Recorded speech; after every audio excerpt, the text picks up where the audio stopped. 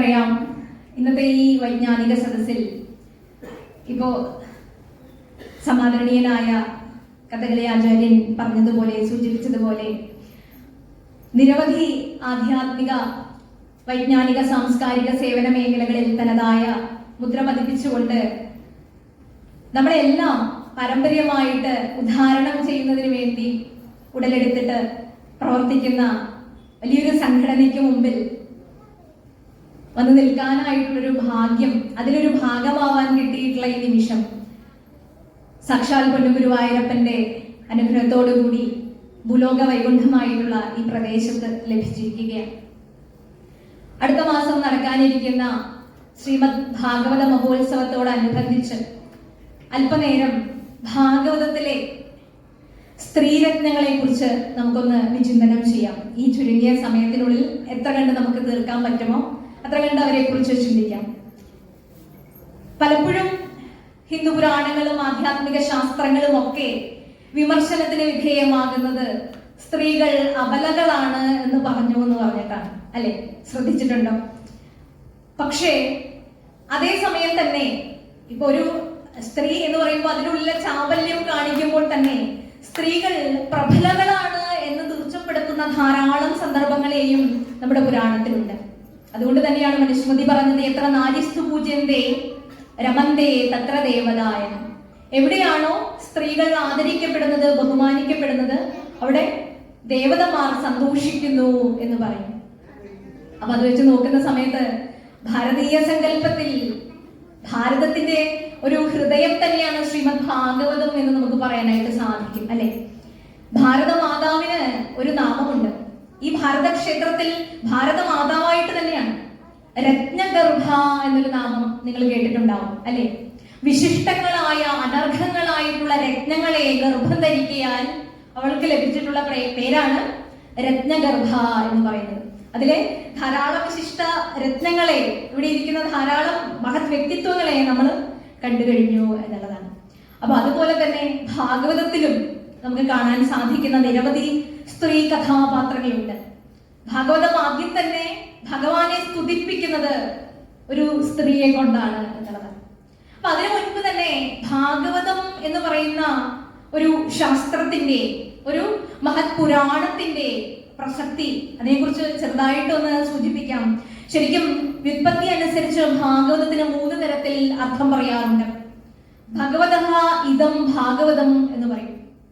അതായത് യാതൊന്ന് ഭഗവാന്റേതാണോ അതാണ് അത്രയും ഭാഗവത്.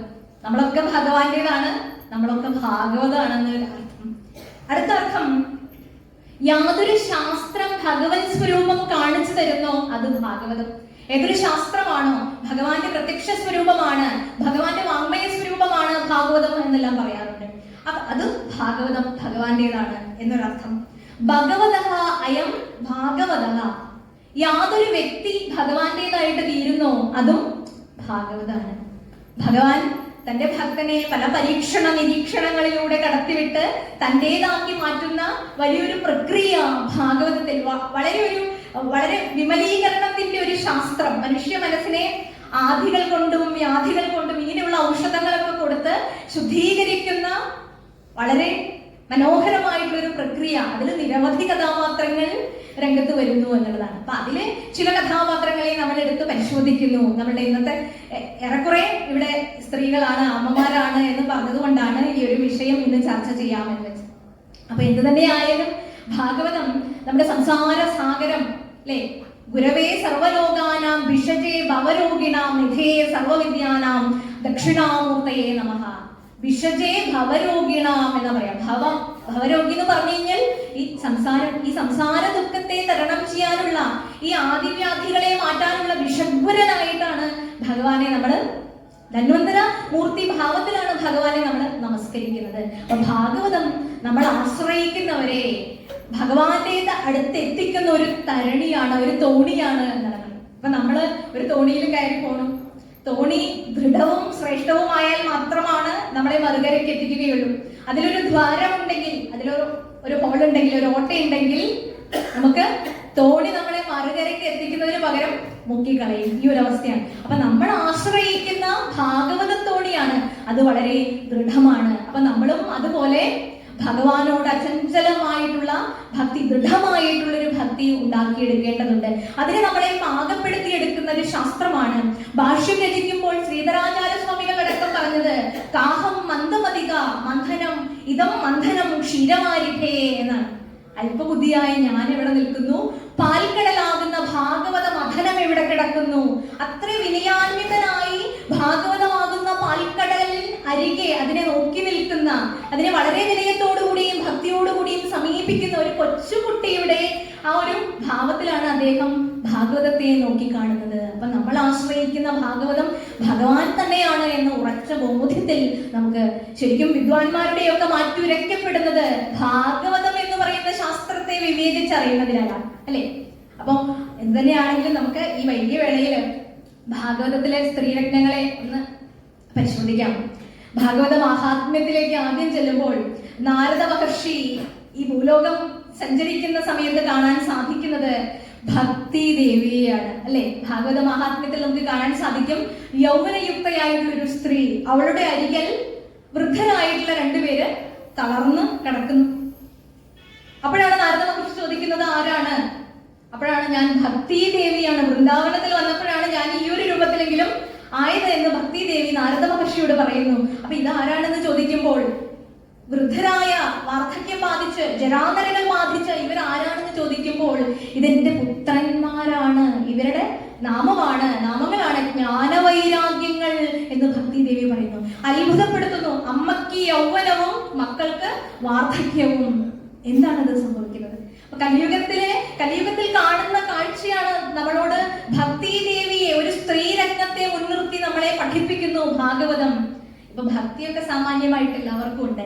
പക്ഷേ ആഴത്തിലുള്ള ഭക്തി കൊണ്ടുണ്ടാകേണ്ട ജ്ഞാനവും വൈരാഗ്യവും ആർക്കുണ്ടാവുന്നില്ല, നമുക്ക് കലിയുഗത്തില് കാണാൻ സാധിക്കുന്നില്ല. അതിന്റെ പ്രതീകമായിട്ടാണ് ജ്ഞാനവൈരാഗ്യങ്ങൾ വാർദ്ധക്യത്തെ പോകി നിൽക്കുന്നത് നമുക്ക് കാണാനായിട്ട് സാധിക്കുന്നത്. ഇപ്പൊ എല്ലാവരും മനസ്സാണ് മുന്നിൽ വെച്ചിരിക്കുന്നത്, അല്ലെ? വികാരത്തിന് അടിമപ്പെട്ടുകൊണ്ടിരിക്കുകയാണ്. എത്ര വലിയ എഡ്യൂക്കേഷൻ, നിരത്തി എഴുതാനുള്ള ഡിഗ്രികൾ ഉണ്ടെങ്കിലും, എത്ര വലിയ അക്കാഡമിക് ക്വാളിഫിക്കേഷൻ ഉണ്ടെങ്കിലും നിസ്സാരമായ ഒരു പ്രതിസന്ധി ജീവിതത്തിൽ വരുന്ന സമയത്ത് അതിനെ തരണം ചെയ്യാൻ കെൽപ്പില്ലാതെ മാധ്യമത്തിൽ ദിനംപ്രതി നമ്മൾ കാണാൻ സാധിക്കുന്ന ഒന്നാണ്. ആത്മഹത്യ ചെയ്തു, ജീവിതം അവസാനിപ്പിച്ചു എന്നുള്ള കാര്യങ്ങൾ. അവർക്ക് വിദ്യാഭ്യാസമില്ലേ? ഉണ്ട്. പക്ഷേ വിദ്യാഭ്യാസം കൊണ്ടുണ്ടാകേണ്ട മാനസികമായിട്ടുള്ളൊരു ധൈര്യം ഉണ്ടായി കാണുന്നില്ല. അപ്പൊ ഭാഗവതം നമ്മളെ പഠിപ്പിക്കുന്നത് ഇന്ന് വിചാരമല്ല, വിവേകമല്ല മുന്നിൽ നിൽക്കുന്നത്, മനസ്സാണ്. വികാരത്തിന് അടിമപ്പെട്ട മനസ്സ് മുന്നിൽ നിൽക്കണു. അതുകൊണ്ടല്ലേ അർജുനൻ ഭഗവാൻ ശ്രീകൃഷ്ണനോട് ചോദിക്കുന്നു, അധക്കേന പ്രയുക്തയും പാപം ചരതി പൂരുഷ അനിച്ഛന്നപി വാഷ്ണേയ ബലാദിവ നിയോജിത എന്ന് 3-ാം അധ്യായത്തിൽ ചോദിക്കുന്നുണ്ട്. നമുക്ക് വിവേകം ഉണ്ടായിട്ടും അറിവുണ്ടായിട്ടും ശക്തി ഉണ്ടായിട്ടും അതിനെയൊക്കെ നിഷ്പ്രഭമാക്കാൻ സാധിക്കുന്ന ഏതോ ഒരു ശക്തി എന്റെ ഉള്ളിലിരുന്ന് എന്നെ പാപകർമ്മങ്ങൾക്ക് പ്രേരിപ്പിക്കുന്നു. അത് എന്താണ് കൃഷ്ണ? എനിക്ക് അറിവുണ്ട്, എനിക്ക് ശക്തിയുണ്ട്, എനിക്ക് കരുത്തുണ്ട്, എല്ലാം എനിക്ക് നേടിത്തന്ന വിദ്യാഭ്യാസമുണ്ട്, എല്ലാ വിലോളി വീരൻ, സവ്യസാചി, ഇരുകൈകൾ കൊണ്ടും ആയോധനകൾ ശീലിച്ചവൻ, എല്ലാം ഉണ്ടായിട്ടും എന്നെ ബലമായിട്ട് ആരോ തെറ്റും ശരിയും എല്ലാം നന്മയും തിന്മയും ഒക്കെ വേർതിരിച്ചറിയുവാനുള്ള വിവേകം ഉണ്ടായിട്ടും വിശേഷ ബുദ്ധി ഉണ്ടായിട്ടും എന്നെ ഈ പാപകർമ്മത്തിന് പ്രേരിപ്പിക്കുന്നത് ആരാണ് എന്ന ചോദ്യമുണ്ട്. ശ്രീകൃഷ്ണൻ അതിന് ഉത്തരമായിട്ട് പറയുന്നത് മനസ്സിൽ നിന്ന് ഉത്ഭൂതമാകുന്ന കാമക്രോധാദികളെ മുൻനിർത്തിയാണ് ഭഗവാൻ അർജുനനായിട്ടുള്ള, അല്ലെങ്കിൽ നമ്മളോടൊക്കെ അർജുനനെ പ്രതീകമാക്കി നമ്മളോടൊക്കെ സംവദിക്കുന്നത് എന്നുള്ളതാണ്. അപ്പൊ മനസ്സാകുന്ന ഒരു അന്തരീക്ഷം, കടിഞ്ഞാണില്ലാതെ ഇന്ദ്രിയങ്ങളൊക്കെ ഈ വിഷയത്തിന് പുറകെ ഓടി നിയന്ത്രണമില്ലാതെ ഇന്ദ്രിയ ദമനമില്ലാതെ നടക്കുന്ന ഒരു അവസ്ഥ വിശേഷത്തെയാണ് ഇവിടെ ഭക്തി എന്ന് പറയുന്ന ദേവിയെ മുൻനിർത്തിക്കൊണ്ട് ഭാഗവതം നമ്മളെ ചിന്തിപ്പിക്കുന്നത്, പഠിപ്പിക്കുന്നത് എന്നുള്ളതാണ്. അപ്പോൾ കൂടുതലായിട്ട് വിശദീകരിക്കാൻ മുതിരുന്നില്ല. അടുത്തൊരു കഥാപാത്രം എന്റെ ശ്രദ്ധയിൽപ്പെട്ടത് ഉത്തര, അർജുനന്റെ പുത്രൻ, അഭിമന്യുവിന്റെ പത്നി. വളരെ ചെറിയൊരു സന്ദർഭത്തിലാണ്, ചെറിയൊരു അന്തരീക്ഷത്തിലാണ് ഭാഗവതത്തിൽ ഉത്തര പ്രത്യക്ഷപ്പെടുന്നത്, അല്ലെ? തന്റെ ഗർഭത്തെ രക്ഷിക്കുവാൻ വേണ്ടി ഭഗവാൻ ശ്രീകൃഷ്ണനെ ശരണാഗതി പ്രാപിക്കുന്ന ഉത്തര. പാഹി പാഹി മഹായോഗിൻ ദേവദേവ ജഗൽപദേ നാന്യം ത്വദ്ഭയം പശ്യേ എത്ര മൃത്യു പരസ്പരം. മൃത്യുവുമായിട്ട് പരസ്പരം മുഖാമുഖം മൃത്യുവിനെ ദർശിച്ചുകൊണ്ടിരിക്കുന്നു. ആ ഒരു അവസ്ഥയിൽ ഇനി ആരുമില്ല ഭർത്താവിനെ രക്ഷിക്കാൻ. ബാക്കി എല്ലാവരും വളരെ വൈഷമ്യമുള്ള ഒരു പ്രതിസന്ധി നേരിട്ടുകൊണ്ടിരിക്കുന്ന ആ ഒരു അവസ്ഥ. എന്നെ രക്ഷിക്കാൻ ആര്?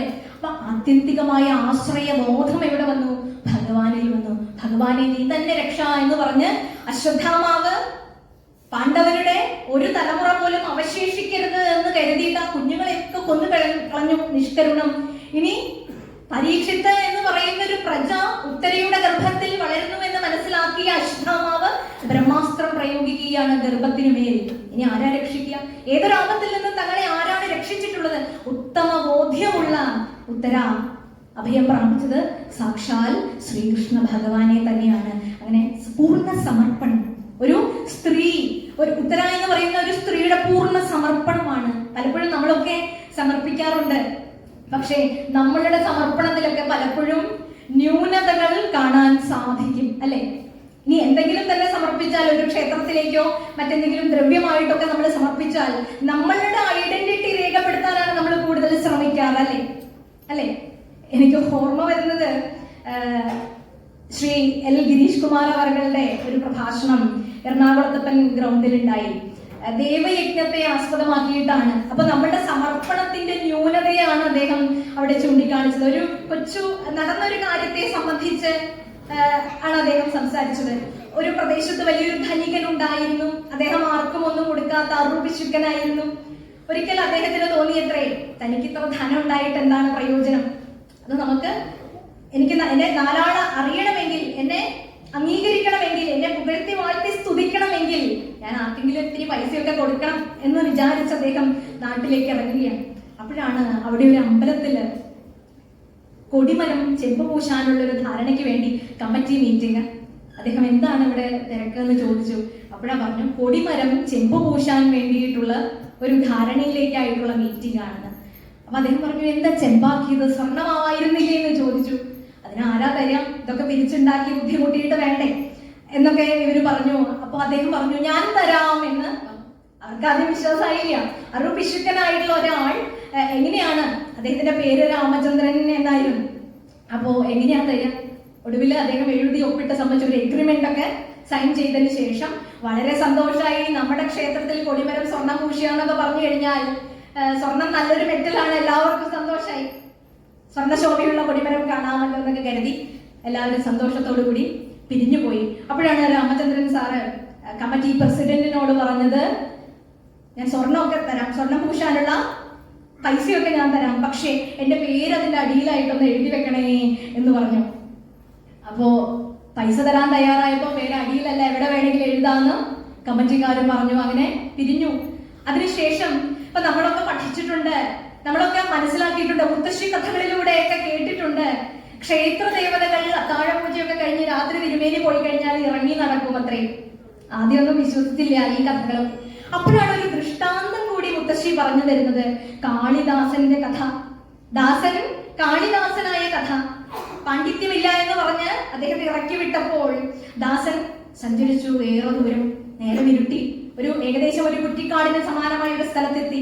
പേടികൊണ്ട് യാത്ര ചെയ്യാൻ തയ്യാറായില്ല. അവിടെ ഏറിയ ഒരു ഇടിഞ്ഞു പൊളിഞ്ഞ് കിടക്കുന്ന ഒരു ക്ഷേത്രം എന്ന് തോന്നിപ്പിക്കുന്ന ഒരു രീതിയിൽ ഒരു വീട് എന്നാണ് അദ്ദേഹത്തിന്റെ ഒരു ഇതില്. പക്ഷെ എന്നാലും വാതിലൊക്കെ ഉണ്ട്. മേൽക്കൂരയൊക്കെ ക്ഷയിച്ചും ക്ഷീണിച്ചിട്ടുമാണെങ്കിലും ജീർണിച്ചിരിക്കുമെങ്കിലും അതിനൊരു ഉറപ്പുണ്ടായിരുന്നു. അതിലേക്ക് കയറി, വാതിൽ തുറന്നു കിടക്കുകയാണ്, അതിലേക്ക് കയറി വാതിലടച്ചു. സുഖമായിട്ട് കിടന്നുറങ്ങി.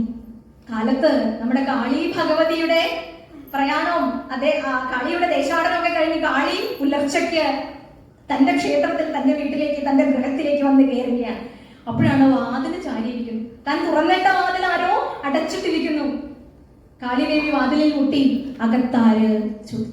ഉടനെ അവിടെ നിന്നൊരു ശബ്ദം, പുറത്താര്? നമുക്ക് ഈ കോൺവെർസേഷനൊക്കെ അറിയാം. അപ്പോ അങ്ങനെയാണ് ദാസൻ കാളിയുടെ അനുഗ്രഹം കൊണ്ട് കാളിദാസനായിട്ട് മാറുന്നത്. അപ്പൊ ക്ഷേത്ര ദേവതകൾ ഇറങ്ങി നടക്കും എന്നതിന് ദൃഷ്ടാന്തമുണ്ട്. ഇന്നത്തെ നമുക്കത് കാണാൻ സാധിക്കില്ല. നമ്മളെ നേത്രങ്ങൾ കൊണ്ട് നമ്മൾ എത്ര തപസ് ആർജിക്കുന്നു അതിനനുസരിച്ചാണ്. ദാസന്റെ ഉള്ള നിഷ്കളങ്കമായതിനാൽ ദാസന് കാളി ദർശനം ലഭ്യമായി എന്നുള്ളതാണ്, അനുഗ്രഹം കിട്ടി എന്നുള്ളതാണ്. അപ്പൊ ഇവിടെ നമ്മുടെ ക്ഷേത്രം എന്ന് പറയുന്നത് രാമചന്ദ്രൻ സാറ് പണമൊക്കെ സംഭാവന ചെയ്ത് കൊടിമരം സ്വർണ്ണഭൂഷണം തീരുമാനിച്ചത് ഒരു ശിവക്ഷേത്രത്തിലാണ്. ഭഗവാൻ ശിവൻ കുടുംബസമേതം ഇരിക്കുന്ന ക്ഷേത്രത്തിലാണ്. ശിവനുണ്ട്, പാർവതിയുണ്ട്, ഗണപതി, അയ്യപ്പൻ, മുരുകൻ, ഈ 3 മക്കളുണ്ട് ഉപദേവതകളായിട്ട്. അപ്പോഴാണ് നടക്കാൻ പോണ വൈകുന്നേരം അല്ലെ. ഇപ്പൊ ദേവി നമ്മളെ പോലെ ഒരു വ്യാവഹാരിക രീതിയിൽ, നമ്മളുടെ രീതിയിൽ ചിന്തിച്ചു നോക്കൂ. രാവിലെ തന്നെ ദേവി ഒരുങ്ങുകയാണ്, വൈകുന്നേരം നടക്കാൻ പോകും. ഒരു നമ്മളുടെ സ്ത്രീകൾ എങ്ങനെയാണ് ഒരു ദിക്കിലേക്ക് പോകുമ്പോൾ ഒരുങ്ങുക, അതുപോലെ തന്നെ ദേവി ഒഡ്യാണം ധരിച്ചു, സാരി കൊടുത്തു, ഒഡ്യാണം ധരിച്ചു, തലമുടിയൊക്കെ ചീകി ഒതുക്കി, കിരീടം വെച്ചു, പൊട്ടു തൊട്ടു, അങ്ങനെയൊക്കെ ഒരുങ്ങി കഴിഞ്ഞപ്പോഴത്തേക്കും വൈകുന്നേരമായി ഏകദേശം. ഇനി ദേവി മാത്രം ഒരുക്കിയാൽ പോരാ, 3 കുസൃതി കുരുന്നുകളെയും ഒരുക്കണം. അവരെയൊക്കെ ഒരുക്കിയപ്പോ അവസാനം ഒരു അമ്മ മക്കളെയൊക്കെ നിർദ്ദേശം കൊടുക്കില്ലേ, അടുത്ത വീട്ടിലേക്കൊക്കെ കൊണ്ടുപോകുമ്പോ അമ്മ മക്കളോട് പറയും, നീ അവിടെ ചെന്ന് വികൃതി കാണിക്കരുത്, ഇങ്ങനെയുള്ള നിർദ്ദേശങ്ങളൊക്കെ കൊടുത്തിട്ടാ കൊണ്ടുപോകും. അതുപോലെ തന്നെ മക്കളോട് പറഞ്ഞു, വികൃതി ഒന്നും കാണിക്കരുത്, നല്ല ചന്ത ഉടുപ്പൊക്കെ ഇട്ട് വസ്ത്രമൊക്കെ ധരിപ്പിച്ചിട്ടാണ് കൊണ്ടുപോകുന്നത്. പിന്നെ ഭഗവാൻ പരമശിവന് ഒരുങ്ങേണ്ട കാര്യമില്ല. ആധ്യാത്മികതയുടെ ആ ഔന്നത്യം കാണിക്കാനാണ് അദ്ദേഹത്തിന് സർപ്പഭൂഷണാണ്, വേറെ ആഭരണം ആവശ്യമില്ല.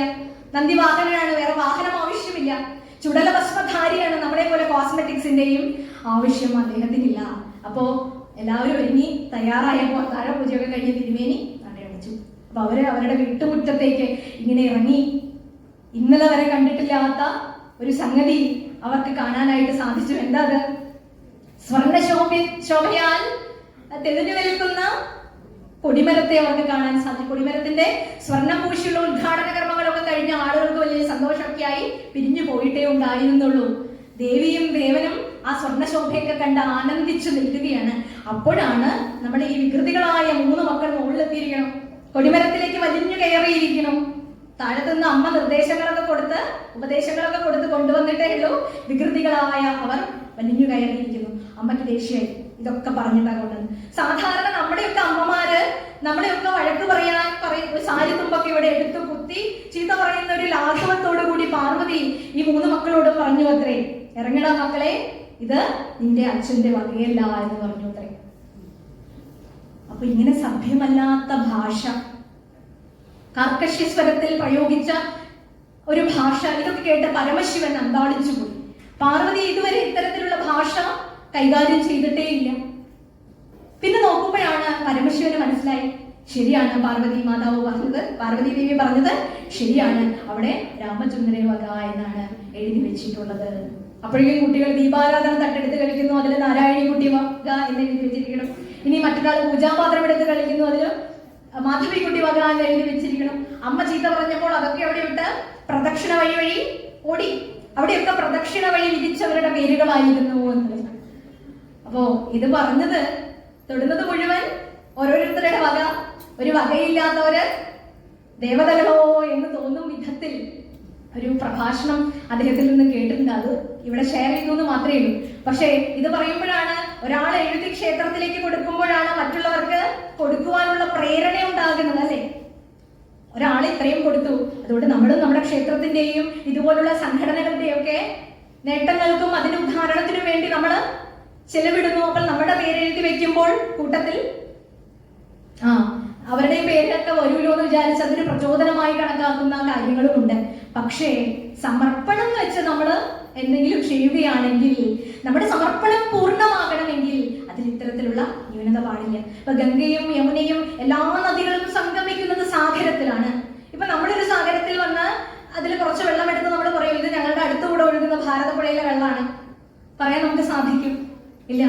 സാഗരത്തിൽ ചെന്ന് ചേർന്നാൽ പിന്നെ സാഗരം മാത്രമാണ്, പിന്നെ ഗംഗയില്ല, നമ്മുടെ ഈ ഭാരതപ്പുഴയില്ല, കണ്ണാടിപ്പുഴയില്ല, കൽപ്പാത്തിപ്പുഴയില്ല, ഞങ്ങളുടെ കൂടെ ഒഴുകുന്ന പുഴകളെയൊക്കെയാണ് പറഞ്ഞത്.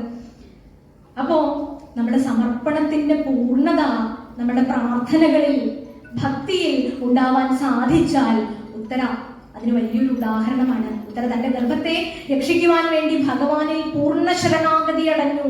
അതുപോലുള്ള ഒരു ശരണാഗതി ഒരു സ്ത്രീക്ക് ഇത് സാധിക്കുന്നു. അപ്പൊ നമുക്ക് എന്തുകൊണ്ട് സാധിച്ചുകൂടാ? ഭാഗവതം ഉത്തരയെ മുൻനിർത്തി നമ്മളോട് ചിന്തിപ്പിക്കുന്നു, ചോദിക്കുന്നു എന്നുള്ളതാണ്. അടുത്തതായിട്ട് ഭാഗവതം നമ്മുടെ മുന്നിൽ നിർത്തി തരുന്ന മറ്റൊരു വിശിഷ്ടരത്നമാണ് നേരത്തെ പറഞ്ഞതുപോലെ ആദ്യത്തെ ഭാഗവതത്തിലെ സ്തുതി. അനേകം മഹാരഥന്മാരുടെ കഥ ഭാഗവതത്തിൽ ഭാഗവതത്തിലുണ്ട്, അനേകം സ്തുതികൾ ഭാഗവതത്തിലുണ്ട്. പക്ഷേ ഒരു വേദവ്യാസ മഹർഷി തിരഞ്ഞെടുത്തത് ആദ്യത്തെ സ്തുതി കുന്തിദേവിയുടെ ആവട്ടെ, കുന്തി മാതാവിന്റെ ആവട്ടെ. ശൂരസേനന്റെ മകളായിട്ട് ജനിച്ച് സഹോദരന് ദത്തുപുത്രിയായിട്ട് നൽകപ്പെട്ടവളാണ് അല്ലെ. സ്വന്തം മാതാപിതാക്കളെയും നാടിനെയും നാട്ടുകാരെയും വിട്ട് മറ്റൊരു ദേശത്തേക്ക് പറിച്ചു നടുന്ന ആ ഒരു ഭാവം കുന്തിദേവിക്ക് അന്ന് തന്നെ പൃഥ എന്നാണ് പേര്. എത്ര വിഷമമുണ്ടാവും. കുന്തിഭോജന ദത്തുപുത്രിയായി നൽകപ്പെട്ടത് കൊണ്ട് കുന്തി എന്നുള്ള നാമം സ്വീകരിച്ചു. അപ്പൊ പേര് മാറി, ജനനസ്ഥലം മാറി, മാതാപിതാക്കളെ കാണണമെന്നുണ്ട്, പക്ഷെ സാധിക്കാത്തൊരു അന്തരീക്ഷത്തിൽ. അപ്പോ അനുഭവങ്ങളുടെ തീച്ചൂളയിലൂടെ നടന്നു കയറിയ ശ്രേഷ്ഠമായിട്ടുള്ള ഒരു പരാതിയോ ഒരു പരിഭവമോ ഒന്നുമില്ല. നമുക്ക് ചെറിയ എന്തെങ്കിലും പ്രശ്നങ്ങൾ ഉണ്ടായാൽ അതേപറ്റി കുറ്റം പറയുകയും അതിനെപ്പറ്റി പരിഭവം പറയുകയും നമ്മുടെ ഈ വർത്തമാനകാലത്തെ പോലും നശിപ്പിക്കുന്ന ഒരു സ്വഭാവമാണ് നമുക്കൊക്കെ ഉള്ളത്. പക്ഷേ കുന്തി മാതാവിൽ നിന്ന് പഠിക്കാനുള്ള കാര്യങ്ങൾ. എന്തുകൊണ്ട് ഗാന്ധാരിയെ സെലക്ട് ചെയ്തില്ല? കുന്തി മാതാവിനെയാണ് ഇവിടെ സ്വീകരിച്ചത്. ഭർത്താവ് മരിച്ച ശേഷവും തന്റെ മക്കളെ എല്ലാം ധാർമ്മിക പന്ഥാവിൽ അണുകിട ധർമ്മം തെറ്റാതെ വഴി നടത്തിച്ച ഒരു മാതാവാണ്. ആ മാതാവ് നൽകിയ ഏറ്റവും വലിയൊരു സമവാക്യം നമ്മുടെ മനസ്സിലൊക്കെ ഉണ്ട് അല്ലെ. ഭഗവാൻ നമ്മളിലൂടെയൊക്കെ സംവദിക്കാൻ ആഗ്രഹിച്ച, നമ്മളിലൂടെയൊക്കെ വേദവ്യാസ മഹർഷി പകരാൻ ആഗ്രഹിച്ച ഒരു സന്ദേശം, ഒരു കുന്തിദേവി ഡിറൈവ് ചെയ്ത ഒരു ഇക്വേഷൻ എന്താണ്? വിപദ സന്തുന ശശ്വത് തത്ര തത്ര ജഗൽപുരോ ഭവതോ ദർശനം യസ്യാദ പുനർഭവ ദർശനം എന്നാണ് പറഞ്ഞത്. വിപത്തുക്കളൊക്കെ വന്നോട്ടെ, ഭഗവാനെ കണ്ടുകൊണ്ട് പ്രാർത്ഥിക്കുകയാണ്. ഭഗവാനെ വിപത്തുക്കളൊക്കെ വരട്ടെ. എന്തൊരു ധൈര്യമാണ് അവർക്ക്. വിഡിതമാണോ ഈ ചോദിച്ചത് എന്നൊക്കെ ചിന്തിച്ചിട്ടുണ്ട്.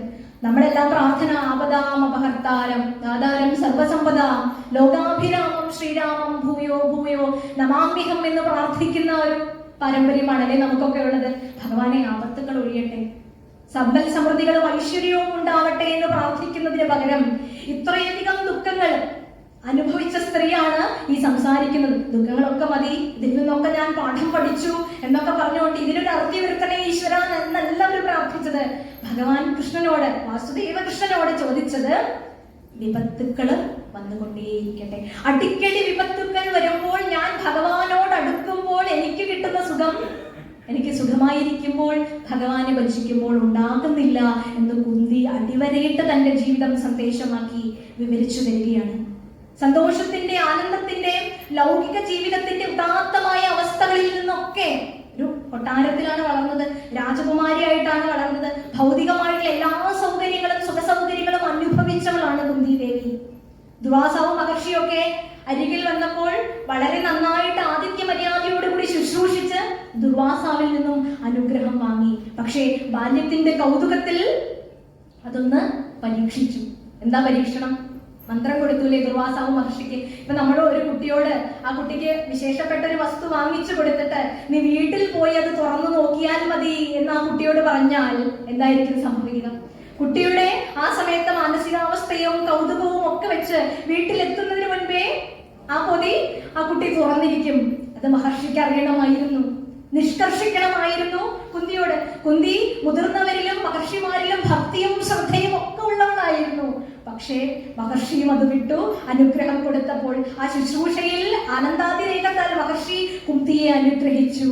പുത്രോത്പാദനത്തിനുള്ള മന്ത്രം കൊടുത്തു എന്നുള്ളത് അത് ഭാവിയിൽ ഉപകാരമായെങ്കിലും കുന്തി ദേവിയുടെ ചെറുപ്പത്തിലുള്ള കൗതുകം അവളെ വലിയ ദുഃഖിതയാക്കി, ദുഃഖ സമുദ്രത്തിലേക്ക് തള്ളിവിട്ടു എന്നുള്ളത്. ആ ഒരു ദുഃഖം അത് കഴിഞ്ഞ് വിവാഹിതയായി പാണ്ഡു മഹാരാജാവിന്റെ പത്നിയായി തീർന്ന് പാണ്ഡുവും മരണപ്പെട്ടു.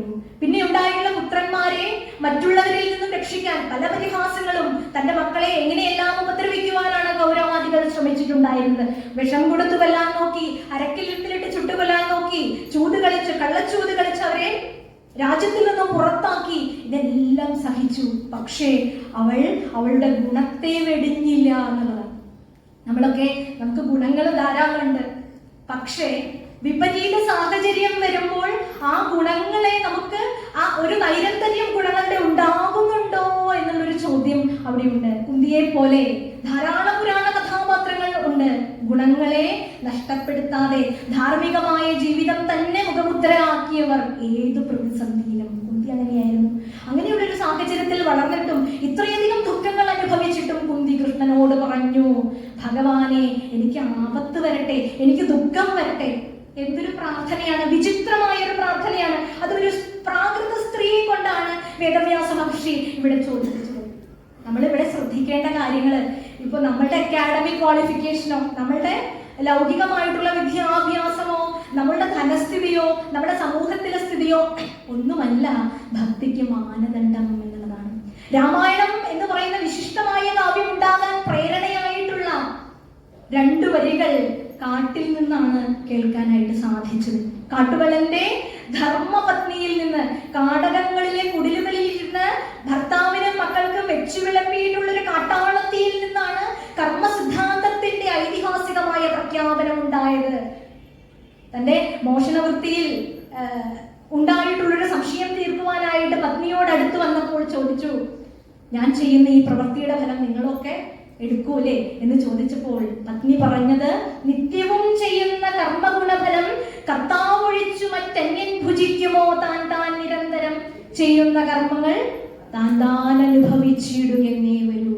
ഉടനെ ഒരു 2ാം ജന്മത്തിലേക്ക് ഒരു മനുഷ്യനെ, എല്ലാവരാലും ഉപേക്ഷിക്കപ്പെട്ട ഒരു മനുഷ്യനെ ഒരു 2ാം ജന്മത്തിലേക്ക് പുനർജനിപ്പിക്കുന്ന മാതാവ് കൂടിയായിട്ട് മാറുകയാണ് സ്ത്രീ അവിടെ.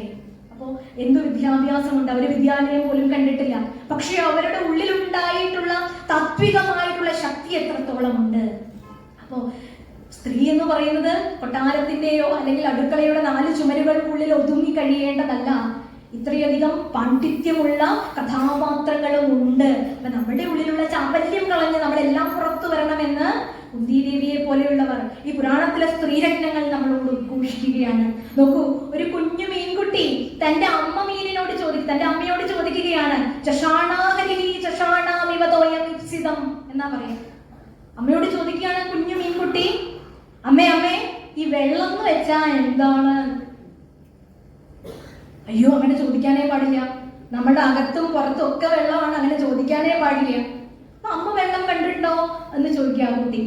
അപ്പൊ അമ്മ പറഞ്ഞു, ഇല്ല, ഞാൻ കണ്ടിട്ടില്ല. പിന്നെ എങ്ങനെയാ അമ്മ പറയണത് വെള്ളത്തിലാണ് നമ്മൾ ജീവിക്കണേ, അകത്തും പുറത്തും ഒക്കെ വെള്ളമാണ്? അല്ല, കാരണവന്മാരൊക്കെ പറഞ്ഞ് ഞാൻ കേട്ടിട്ടുണ്ട്, നമ്മൾ വെള്ളത്തിലാണ് എന്ന് കേട്ടിട്ടുണ്ട് എന്ന് പറഞ്ഞു. അപ്പോഴാണ് ആ കുട്ടിക്ക് മനസ്സിലാകുന്നില്ല കാര്യങ്ങൾ. ഒരു മുക്കുവൻ വലയിട്ടു, ആ വലയിൽ ഈ കുഞ്ഞു മത്സ്യം കുടുങ്ങി, അത് കരയിലേക്ക് വലിച്ചു. അപ്പോഴാണ് ശ്വാസം കിട്ടുന്നില്ല, എന്തൊക്കെയോ മരിക്കുന്ന പ്രാണവേദനയോടെ പൊളയുന്ന ഒരു അവസ്ഥ. ഒരു ദ്വാരമുള്ള ഒരു ഭാഗത്തുകൂടി, വലയുടെ ഒരു ദ്വാരത്തിലൂടെ വെള്ളത്തിലേക്ക് തന്നെ തിരിച്ചു ചാടി. അപ്പോഴാണ് ഒന്ന് ആശ്വാസമായത്. ഭഗവാനെ, എന്റെ പ്രാണൻ തിരിച്ചു കിട്ടി. ആ ഒരു സന്തോഷത്താൽ അമ്മയുടെ അടുത്തേക്ക് ഓടി, അമ്മേ എനിക്ക് ഇപ്പൊ മനസ്സിലായിട്ടോ വെള്ളം എന്താണ്. അപ്പൊ മാക്സിമം സഫറിങ്സ്, ശരീരം ആദിവ്യാധികളിൽപ്പെട്ട് മാക്സിമം ഇങ്ങനെ വലിഞ്ഞു മുറുകുമ്പോൾ പിന്നീട് ആ സുഖത്തിലേക്ക് വരുമ്പോഴാണ് നമുക്ക് ആ ബ്രഹ്മാനന്ദത്തെ അനുഭവിക്കാൻ സാധിക്കുക എന്ന് കുന്തിദേവിയുടെ ജീവിതം നമ്മളെ പഠിപ്പിക്കുന്ന വലിയൊരു പാഠമാണ്. അല്ലാതെ സുഖത്തിലിരിക്കുമ്പോഴും ഭഗവാനെ കുന്തി വിളിച്ചിട്ടുണ്ടായിരുന്നു, ദുഃഖത്തിലിരിക്കുമ്പോഴും ഭഗവാനെ കുന്തിദേവി പ്രാർത്ഥിച്ചിട്ടുണ്ടായിരുന്നു. പക്ഷെ സുഖത്തിലിരിക്കുമ്പോൾ അതിനേക്കാൾ ഭഗവാനെ വേദനയോടുകൂടി, ആ ഭാവ തീവ്രതയോടുകൂടി ഭഗവാനെ അന്വേഷിക്കുന്നത് എപ്പോഴായിരിക്കും? ദുഃഖം വരുമ്പോഴായിരിക്കും. അപ്പൊ ദുഃഖം എന്ന സമവാക്യത്തെ സാമാന്യമായി മുൻനിർത്തി കുന്തി ഭഗവാനോട് ചോദിച്ചത് എന്താണ് സത്യത്തിൽ? ദുഃഖമാണോ? ആണോ? അല്ല, ഒരിക്കലുമല്ല, ബ്രഹ്മാനന്ദത്തെയാണ്. തുടക്കം, കുന്തിസ്തുതിയുടെ തുടക്കം ഭാഗവതം നമസ്തേ, അല്ലെ? നമസ്തേ പുരുഷം ത്വാമാദ്യമീശ്വരം. അവസാനവും നാരായണ അഖില ഗുരോ ഭഗവൻ നമസ്തേ. നമസ്തേ എന്നുള്ള ഭാഗത്തില് പരിപൂർണ സമർപ്പണം, പരിപൂർണ ശരണാഗതി എന്നാണ് പറയുന്നത്. അപ്പൊ ശരീരത്തിന്റെ ആദിവ്യാധികളൊക്കെ നമുക്ക് വരുമ്പോൾ പുത്തൂര് നാരായണ ഭട്ടതിരിപ്പാട് ഭഗവാനോട് പറഞ്ഞു, ഭഗവാൻ ഒരു സൗഹൃദഭാവത്തിലാണ് അദ്ദേഹം കണ്ടത്. ഭഗവാനോട് പറഞ്ഞു, അല്ലെങ്കിൽ അസുഖത്തോട് പറഞ്ഞു, ഹേ രോഗ നനു യൂയമേവ സുഹൃത, അല്ലെ? ഹേ രോഗങ്ങളെ, നിങ്ങളാണ് എന്റെ സുഹൃത്തുക്കൾ. അങ്ങനെ ഒന്ന് രോഗം വന്ന് എന്റെ ശരീരത്തിനെ ഭയപ്പെടുത്താൻ, എന്റെ മനസ്സിനെ ഭയപ്പെടുത്താൻ നോക്കരുതേ എന്ന് രോഗത്തെ വെല്ലുവിളിക്കുന്ന മഹാരഥന്മാരുടെ ഒരു പൈതൃകം നമുക്കുണ്ട്. അതിനെ ചിന്തിച്ച് ഇപ്പൊ കുന്തിദേവിയിലൂടെ നമുക്ക് മനസ്സിലാവുന്നത് എത്ര ധൈര്യമുണ്ട് അവർക്ക് എന്നുള്ളതാണ്. ഇതൊന്നും താൻ ഏകനായിട്ടാണ് ജനിച്ചത്, ഏകനായിട്ടാണ് നിലനിൽക്കുന്നതും.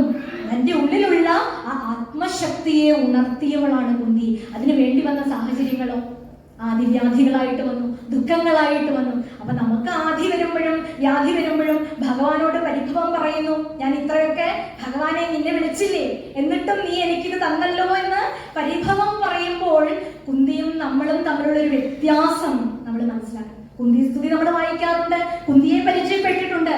കുന്തിയെ മാത്രമല്ല, ഭാഗവതത്തിലെ അനർഹങ്ങളായിട്ടുള്ള രത്നങ്ങളെ നമ്മൾ പരിചയപ്പെട്ടിട്ടുണ്ട്. പക്ഷേ അവരിൽ നിന്നും നമ്മുടെ മനസ്സിലേക്കുള്ള, നമ്മുടെ ഹൃദയത്തിലേക്കുള്ള അന്തരം നമ്മൾ കേട്ടിട്ടില്ലേ? ഗുരുവായൂരിലേക്കുള്ള വഴി വായിച്ചു കേൾക്കവേ എന്നിൽ നിന്ന് എന്നിലേക്കുള്ള ദൂരം കേട്ടറിഞ്ഞു ഞാൻ എന്ന് പറയുന്നത് പോലെ ഭഗവാനിലേക്കുള്ള ഭഗവാൻ ഉള്ളിൽ തന്നെ ഉണ്ട്. ആ സ്വരൂപത്തെ നമ്മൾ മനസ്സിലാക്കാൻ പുറത്തന്വേഷിച്ചു കൊണ്ട് നടക്കുകയാണ്. അപ്പൊ ആന്തരികമായിട്ട് ഒരു ആത്മലാഭം ഉണ്ടാകുവാൻ നമ്മളെ പ്രേരിപ്പിക്കുന്ന ഒരു ഘടകമാണ് കുന്തി സ്തുതി നമുക്ക് കാണാനായിട്ട് സാധിക്കുന്നത്. ഇനി അടുത്ത് അനർഘമായിട്ടുള്ള അടുത്തൊരു രത്നത്തെ കുറിച്ച് പറയുകയാണെങ്കിൽ എനിക്ക് ഇവിടെ പറയാൻ തോന്നുന്നത് ദേവഭൂതിയെ കുറിച്ചാണ്. കപിലോപദേശം നമുക്കറിയാം. സ്വയംഭൂവ മനു അല്ലെ, അദ്ദേഹത്തിന്റെ 3 മക്കളിൽ അല്ലെ സ്വയംഭൂവ മനുവിന്റെ പുത്രിയായിട്ടുള്ള ദേവഭൂതി. ദേവഭൂതിയെ ആർക്ക് വിവാഹം ചെയ്തു കൊടുക്കുന്നു? കർദമ പ്രജാപതിക്ക് വിവാഹം ചെയ്തു കൊടുക്കുന്നു. ദേവഭൂതി കൊട്ടാരത്തിലെ സുഖ സൗകര്യങ്ങളിൽ കഴിഞ്ഞവളാണ്. അവളെ വിവാഹം കഴിച്ചു കൊടുക്കുന്നത് മഹാതപസ്വിയായിട്ടുള്ള ഋഷിതുല്യനായിട്ടുള്ള ഒരു വ്യക്തിക്കാണ്. കർദമനാണ് വിവാഹം കഴിച്ചു കൊടുക്കുന്നത്. ഒരു പ്രജാപതിയാണ് കർദമ പ്രജാപതി, തപസ്വിയാണ്. ഭഗവാനെ ഭഗവാനെ എന്ന് മാത്രം പറഞ്ഞിരിക്കുന്ന ഒരാളാണ് കർദമ പ്രജാപതി. നോക്കൂ, ഒരു വൈരുദ്ധ്യമാണ് ഇവിടെ നമുക്ക് കാണാൻ സാധിക്കുന്നത്. പക്ഷെ വൈരുദ്ധ്യത്തിലും അവിടെയുള്ള ഒരു സമരസതയുടെ ഒരു ആന്തോളനം, ഒരു സമ്മേളനം, ഒരു പാരസ്പര്യത്തിന്റെ, ഒരു ഐക്യത്തിന്റെ ഭാവം, ഒരു ഗൃഹസ്ഥാശ്രമത്തിന്റെ, ഒരു ദാമ്പത്യത്തിന്റെ. നമ്മള് പൊരുത്തമൊക്കെ നോക്കി, ജാതകമൊക്കെ നോക്കി വിവാഹം കഴിക്കുന്നു, 10ൽ 10 പൊരുത്തം എന്ന് തീരുമാനിച്ചാലും ഇവിടെ പറയുന്ന ഭാഗവതത്തിലെ 7 പൊരുത്തങ്ങളുണ്ട്. ദേവഭൂതി എങ്ങനെയായിരുന്നു എന്ന് വിവരിക്കുന്ന ഇപ്പൊ കപിലോപദേശത്തിലൊക്കെ ഒരു മകനാൽ, കപില വാസുദേവനാൽ ഉപദേശിക്കപ്പെടാൻ ക്വാളിഫൈഡ് ആയിട്ടുള്ള ഒരമ്മ, ഒരു മാതാവ് ഒക്കെ ആയിട്ട് മാറാൻ ദേവഭൂതിക്ക് പ്രചോദനമായത് അവരുടെ സമർപ്പണ ഭാവമാണ്, അവരുടെ ഉള്ളിൽ നിറഞ്ഞു നിന്ന ഭക്തിയാണ്. കൊട്ടാരത്തിലെ സുഖങ്ങളൊക്കെ ഉപേക്ഷിച്ച് വന്നപ്പോഴും അവർക്ക് ഇതില് ഒരു വിട്ടുവീഴ്ചയും അവർ പതിവ്രതാധർമ്മത്തില് ചെയ്തിട്ടില്ല എന്നുള്ളത്. തികഞ്ഞ പാതിവ്രത്യത്തോടു കൂടി തപസ്വിയാണ് പതി, ഈ ദാമ്പത്യ ധർമ്മങ്ങളൊന്നും നിറവേറ്റുന്നില്ല, സകല സമയവും തപസ് തന്നെ. തനിക്കൊരു കുഞ്ഞിക്കാല് കാണണം എന്ന് മോഹം. നമ്മുടെ നാട്ടിൻപുറത്തെ ഭാഷയിൽ പറയാറുണ്ടല്ലേ, ഒരു കുഞ്ഞിക്കാല് കാണണം. അപ്പൊ ഞാൻ വിചാരിക്കാറുണ്ട്, അപ്പൊ എന്തുകൊണ്ട് നമ്മൾ പറയണില്ല കുഞ്ഞിത്തല കാണണമെന്ന്? തല വളരെ പ്രധാനപ്പെട്ടതല്ലേ? ഇങ്ങനെയാണ് ഞാൻ ചിന്തിച്ചിട്ടാണ് വന്നത് ഇങ്ങനെ വരുമ്പോഴേ. അപ്പോഴാണ് ഞങ്ങള് സംസാരിച്ചപ്പോ ഇങ്ങനെ വന്നതാണ്, കാല് വളരെ സെൻസിറ്റീവ് ആയിട്ടുള്ളൊരു ഭാഗമാണ് അല്ലേ. ഇപ്പോ കുട്ടി കരഞ്ഞില്ലെങ്കിൽ, കുട്ടിയെ പുറത്തെടുത്ത് കഴിഞ്ഞാൽ, പ്രസവം കഴിഞ്ഞ് കുട്ടിയെ പുറത്തെടുത്ത് കഴിഞ്ഞാൽ കുട്ടി കരഞ്ഞില്ലെങ്കിൽ ഡോക്ടേഴ്സും വൈദ്യന്മാരൊക്കെ എന്താ ചെയ്യാം? തലകീഴായിട്ട് പിടിച്ച് കാലിലിട്ട് അടിക്കും അല്ലെ. എന്നിട്ടും ശബ്ദമില്ലെങ്കിൽ സംസ്കരിച്ചോളാനാണ് പറയാം അല്ലെ.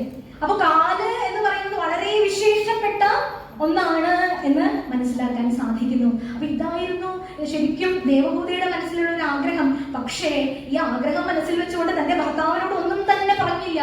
എന്താണ് ഇവിടെ ദേവഭൂതിയുടെ ഒരു സവിശേഷതയായിട്ട്, നമ്മൾ കൈക്കൊള്ളേണ്ട ഒരു സവിശേഷതയായിട്ട് ഭാഗവതം സൂചിപ്പിക്കുന്ന ഒരു കാര്യം? വിശ്രംഭേണ ആത്മശൗചേന ഗൗരവേണ ദമേന ച ശുശ്രൂഷേണ സൗഹൃദേന വാചാ മധുരയാ ച ഭോ. ഈ 2 വരികളിലുണ്ട്, ഈ ശ്ലോകത്തിലുണ്ട് ശരിക്കും ഗൃഹസ്ഥാശ്രമത്തിന്റെ അടിസ്ഥാന പ്രമാണം എന്ന് പറഞ്ഞ് ഒരു സമവാക്യം ഉണ്ടെങ്കിൽ എനിക്ക് തോന്നുന്നു മറ്റു മതസ്ഥരിലൊക്കെ പ്രീ മാരേജ് കോഴ്സും കൗൺസിലിംഗും ഒക്കെ ഉണ്ട് അല്ലെ. നമ്മൾക്ക് ഒരു കോഴ്സ് നടത്തുകയാണെങ്കിൽ ഈ 2 വരി മതി. ദേവഭൂതി ചെയ്ത കർദമ പ്രജാപതിയുടെയും ദേവഭൂതിയുടെയും ദാമ്പത്യത്തിന്റെ അടിസ്ഥാന പ്രമാണമായിട്ടുള്ള സമവാക്യം മാത്രം നോക്കിയാൽ മതി. വിശ്രംഭേണ എന്ന് വെച്ചാൽ വിശ്വാസം. 10ൽ 10 പൊരുത്തണ്ടായിട്ടും ഈ വിശ്രംഭേണ വിശ്വാസമില്ലെങ്കിൽ പിന്നെ പറഞ്ഞിട്ട് കാര്യമില്ലെന്ന്. പാരസ്പര്യത്തിന്റെയാണ്. പുരുഷന്റെ അടിമയല്ല സ്ത്രീ, എന്നാൽ സ്ത്രീ വരച്ച വരയിൽ പുരുഷൻ നിൽക്കണം, അങ്ങനെയില്ല.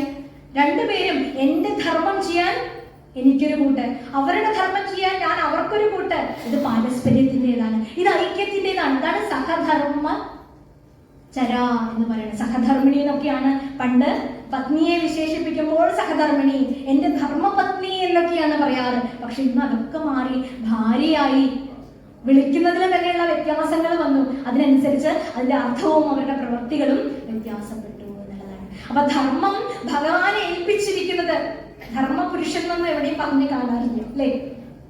അവർക്കൊരു ധർമ്മമുണ്ട്. ഗൃഹസ്ഥനാണ് ഏറ്റവും വലിയ ധർമ്മമുള്ളത് അല്ലെ. ഒരു ഇത് തന്നെ പറയാറുണ്ട്, യഥാവായും സമാശ്രിത്യ വർത്തന്തേ സർവജന്തവ. സർവജന്തുക്കളും എന്തിനെ ആശ്രയിച്ചാണ് ജീവിക്കുന്നത്? വായുവിനെ. ഒരു നിമിഷം പോലും വായുവിനെ പിരിഞ്ഞാൽ അതിന്റെ അസാന്നിധ്യത്തിൽ നമ്മൾ മരിക്കുക ചെയ്യും. തഥാ ഗൃഹസ്ഥമാശ്രിത്യ വർത്തന്തേ ഇതരാശ്രമ. അതുപോലെ വായുവിനെ ജീവികൾ ആശ്രയിക്കുന്നത് പോലെ ഒരു ഗൃഹസ്ഥനെ ആശ്രയിച്ചിട്ടാണ് ഒരു ബ്രഹ്മചാരി, ഒരു വാനപ്രസ്ഥി, ഒരു സന്യാസി ഇവരൊക്കെ ഇരിക്കുന്നത്. ഗൃഹസ്ഥന് അദ്ദേഹത്തിൻ്റെതായിട്ടുള്ള ആശ്രമധർമ്മങ്ങളുണ്ട്. ഏറ്റവും ശ്രേഷ്ഠമായ ആശ്രമവും അത് തന്നെ അല്ലെ. അതുപോലെ തന്നെ പ്രധാനപ്പെട്ടതാണ് ഗൃഹനാഥ, സഹധർമ്മിണി, ധർമ്മപത്നി എന്നൊക്കെ പേര് വരാൻ കാരണം ഭഗവാൻ ധർമ്മമേൽപ്പിച്ചിട്ടുള്ളത്, അതിന്റെ കടിഞ്ഞാൺ കൊടുത്തിട്ടുള്ളത് സ്ത്രീരത്നങ്ങൾ. നമുക്ക് അഭിമാനിക്കാം. ഇതൊന്നും വിട്ട് പുറത്തു പോകേണ്ട ആവശ്യമില്ല. പുറത്ത് പോയാലും നല്ലത്. ഇപ്പൊ ഹിമാലയത്തിൽ പോകണം, ആശ്രമത്തിൽ പോകണം, അമ്പലത്തിൽ പോകണം, ഇതൊക്കെ നമ്മൾ ആഗ്രഹിക്കുന്ന കാര്യങ്ങളാണ്. നമ്മളുടെ ഭക്തിയുടെ ഓരോരോ തലങ്ങളാണ് നമ്മൾ അനുഭവിക്കാനുള്ള, അതൊക്കെ സുഹൃതങ്ങളാണ്. പക്ഷേ ഇതൊന്നും ഇല്ലെങ്കിലും ഒരു സ്ത്രീക്ക് തന്റെ പതിയെ വ്രതമായി ആചരിക്കുന്ന പാതിവ്രത്യ ധർമ്മത്തിലൂടെ ഒരു തപസ്യയുടെ ശ്രേയസിലേക്ക്, ആ തപസ്യയുടെ മാർഗത്തിലേക്ക് ഉയരാൻ സാധിക്കും. ഭാരതത്തിലെ ഒരു കഥ നിങ്ങൾ കേട്ടിട്ടുണ്ടോ? ഒരു മുനികുമാരൻ ഇരുന്ന് തപസ് ചെയ്യണം. അപ്പോഴാണ് അദ്ദേഹത്തിന്റെ ചുമലിൽ ഒരു കാക്ക കാഷ്ടിക്കുന്നു. കാക്കക്കാഷ്ടം ഉണർത്തിയ മണം അദ്ദേഹത്തെ വല്ലാതെ പ്രയാസപ്പെടുത്തി. കണ്ണു തുറന്ന് കാക്കയെ നോക്കിയപ്പോഴത്തേക്കും കാക്ക ഭസ്മായി കരിഞ്ഞുപോയി. അത്രയും തപസ്യ അദ്ദേഹം ഭിക്ഷയ്ക്കായിട്ട് വീടുകളിലേക്ക് സഞ്ചരിക്കാനായിട്ട് ആരംഭിച്ചു. 3 വീടുകളിൽ നിന്ന് ഭിക്ഷ യാചിക്കാവോ നിയമമുണ്ട്, അതിന് ലംഘ്യമായിട്ടുള്ള നിയമമുണ്ട്. ഇനി ഒരു വീട്ടിൽ നിന്ന് ഭിക്ഷ കിട്ടിയാൽ പിന്നെ പോകേണ്ടതില്ല. ഇനി 3 വീടുകളിൽ നിന്നും ഭിക്ഷ കിട്ടിയില്ലെങ്കിൽ അന്ന് പട്ടിണിയാണ്. അത് ഭഗവാൻ അനുവദിച്ചത് ഇങ്ങനെയാണ് എന്നുള്ളതാണ്. അപ്പൊ ഒരു വീട്ടിൽ പോയി കാണുമ്പോൾ ഒരു കുടിൽ, അവിടെ ഭവതി ഭിക്ഷാം ദേഹി, അവിടെ ചെന്ന് അന്നപൂർണേശ്വരി ആയിട്ട് അവിടെ ഉള്ള ഗൃഹനാഥയെ വിളിക്കുകയാണ്. ഇത് കണ്ടപ്പോൾ അതൊരു ഗൃഹസ്ഥാശ്രമിയുടെ സ്ഥലം എന്നാണ് വിചാരിച്ചത്. അപ്പോഴാണ് അകത്തുനിന്ന് ഒരു ശബ്ദം, ദാ വരുന്നു എന്ന് പറഞ്ഞു. അകത്തുനിന്ന് ആരോ ഒരു സ്ത്രീയുടെ ശബ്ദമാണ്. അപ്പൊ അദ്ദേഹം അവിടെ കാത്തു നിന്നു ക്ഷമയോടുകൂടി. പക്ഷെ ഏറെ നേരമായിട്ടും 5 പ്രാവശ്യം 6 പ്രാവശ്യം 7 പ്രാവശ്യം വിളിച്ചിട്ടും ദാ വരുന്നു എന്നുള്ളൊരു ശബ്ദം കേട്ടു, അല്ലാതെ അകത്തു നിന്ന് ആരും പുറത്തേക്ക് വന്നില്ല.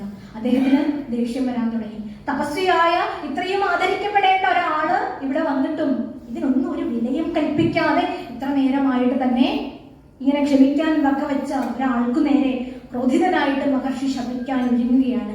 ഈ ശപിക്കാൻ ഒരുങ്ങവേ അകത്തു നിന്ന് വരുന്ന 2ാമത്തെ ശബ്ദം എന്താണത്?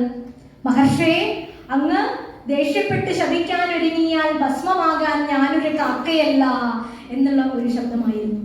അപ്പോഴാണ് അദ്ദേഹത്തെ അത്ഭുതപ്പെടുത്തിക്കൊണ്ട്, ഉള്ളിൽ നിന്നുള്ള ആ ശബ്ദം അദ്ദേഹത്തെ അത്ഭുതപ്പെടുത്തിക്കൊണ്ട് താൻ കുറച്ചു മുൻപേ ചെയ്ത കാര്യം എങ്ങനെയാണ് ഈ സ്ത്രീ അറിഞ്ഞത്, ഉള്ളിലിരിക്കുന്ന ഒരു സ്ത്രീ എങ്ങനെയാണ് അറിഞ്ഞത്. പിന്നെയാണ് നോക്കുമ്പോൾ അകത്തുനിന്ന് വന്നപ്പോഴാണ് കുഷ്ഠരോഗിയായ തന്റെ ഭർത്താവിന്റെ അരികിലിരുന്ന് പാതിവ്രതാധർമ്മം അനുഷ്ഠിക്കുന്ന, ശുശ്രൂഷ ചെയ്യുന്ന, അവരെ പരിചരിക്കുന്ന, അതിലൊരു ഇളക്കം വരാതെ, പക്ഷെ അതിഥിയെയും വിഷമിപ്പിക്കാൻ വയ്യ, അതുകൊണ്ടാണ് ഇപ്പൊ വരാന്ന് പറഞ്ഞത്. പക്ഷെ അദ്ദേഹത്തെ ആ ശുശ്രൂഷിക്കുന്ന ഒരു നാരീരത്നത്തെ അദ്ദേഹത്തിന് കാണാൻ സാധിച്ചു. ആ മുനികുമാരൻ അവരെ സാഷ്ടാംഗം പ്രണമിച്ചു. അവിടുത്തെ തപസ് അതിനെ ശ്ലാഘിച്ചു.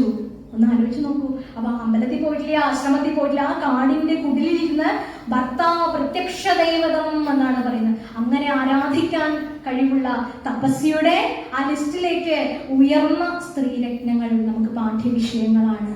പക്ഷെ എന്തുകൊണ്ട് നമ്മള് പഠിക്കും, എല്ലാവരെയും അറിയും, നമ്മുടെ ജീവിതത്തിലേക്ക് അവരെ ആവിഷ്കരിക്കാൻ നമുക്ക് സാധിക്കുന്നില്ല എന്നുള്ളത്. അപ്പൊ വിശ്രംഭേണ, വിശ്വാസം, പരസ്പര വിശ്വാസം എന്ന് പറയുന്നത് വളരെ മഹത്വപൂർണമായിട്ടുള്ളൊരു കാര്യമാണ്. അടുത്തത് ആത്മശൗചേന. ശൗചം എന്ന് പറഞ്ഞാൽ ശുദ്ധി, ബാഹ്യമായിട്ടുള്ള ശുദ്ധി മാത്രം പോരാ, ആന്തരിക ശുദ്ധിയും കൂടി കൂടിയേ തീരുള്ളൂ എന്നുള്ളതാണ്. ആത്മശുദ്ധിയും കൂടി. ഗർഭാധാന പ്രധാനപ്പെട്ടതായിട്ട് നമ്മളോട് പറയുന്നത്.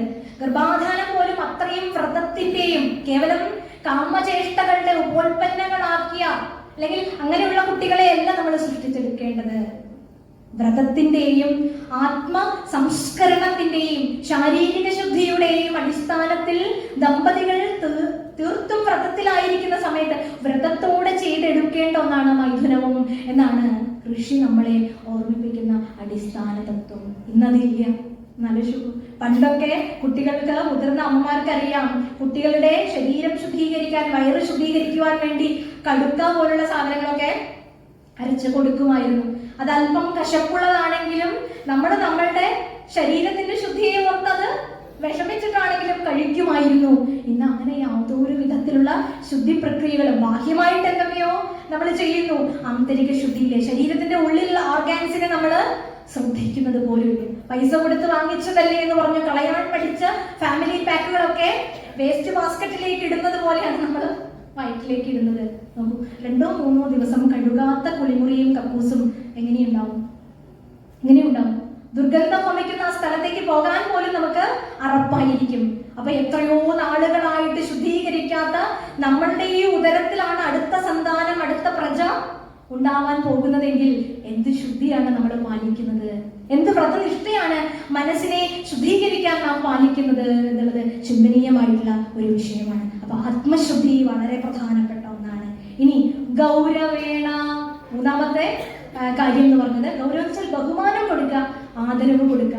ഭർത്താവ് ഭാര്യയെയും ഭാര്യ ഭർത്താവിനെയും പരസ്പരം ആദരിക്കുന്ന, അവർ പറയുന്ന കാര്യങ്ങൾക്കും ചെവി കൊടുക്കുന്ന ഒരു ഗുഡ് ലിസണർ ആവാൻ ശ്രമിക്കുക. ഇന്ന് കേൾവിക്കാരായിട്ട് ഇരിക്കാൻ നമുക്ക് സാധിക്കുന്നില്ല. കേട്ടത് പെട്ടെന്ന് പറയാനാണ് നമുക്ക് താല്പര്യം.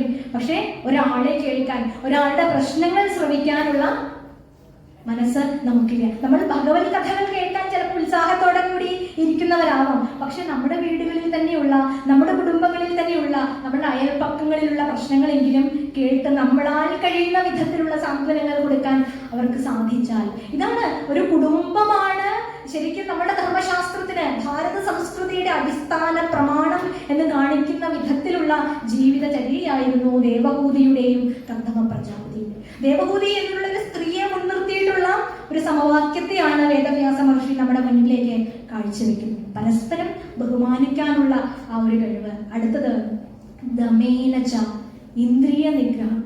നേരത്തെ സൂചിപ്പിച്ചതുപോലെ നമ്മുടെ ഉള്ളിലുള്ള കാമം, ക്രോധം, ലോഭം, മോഹം, മതം, മാത്സര്യം തുടങ്ങിയിട്ടുള്ള അഷ്ടരസനങ്ങളെ നമ്മൾ നിർമാർജനം ചെയ്യാനുള്ള വ്രതചര്യകൾ നമ്മൾ ആരംഭിക്കുക.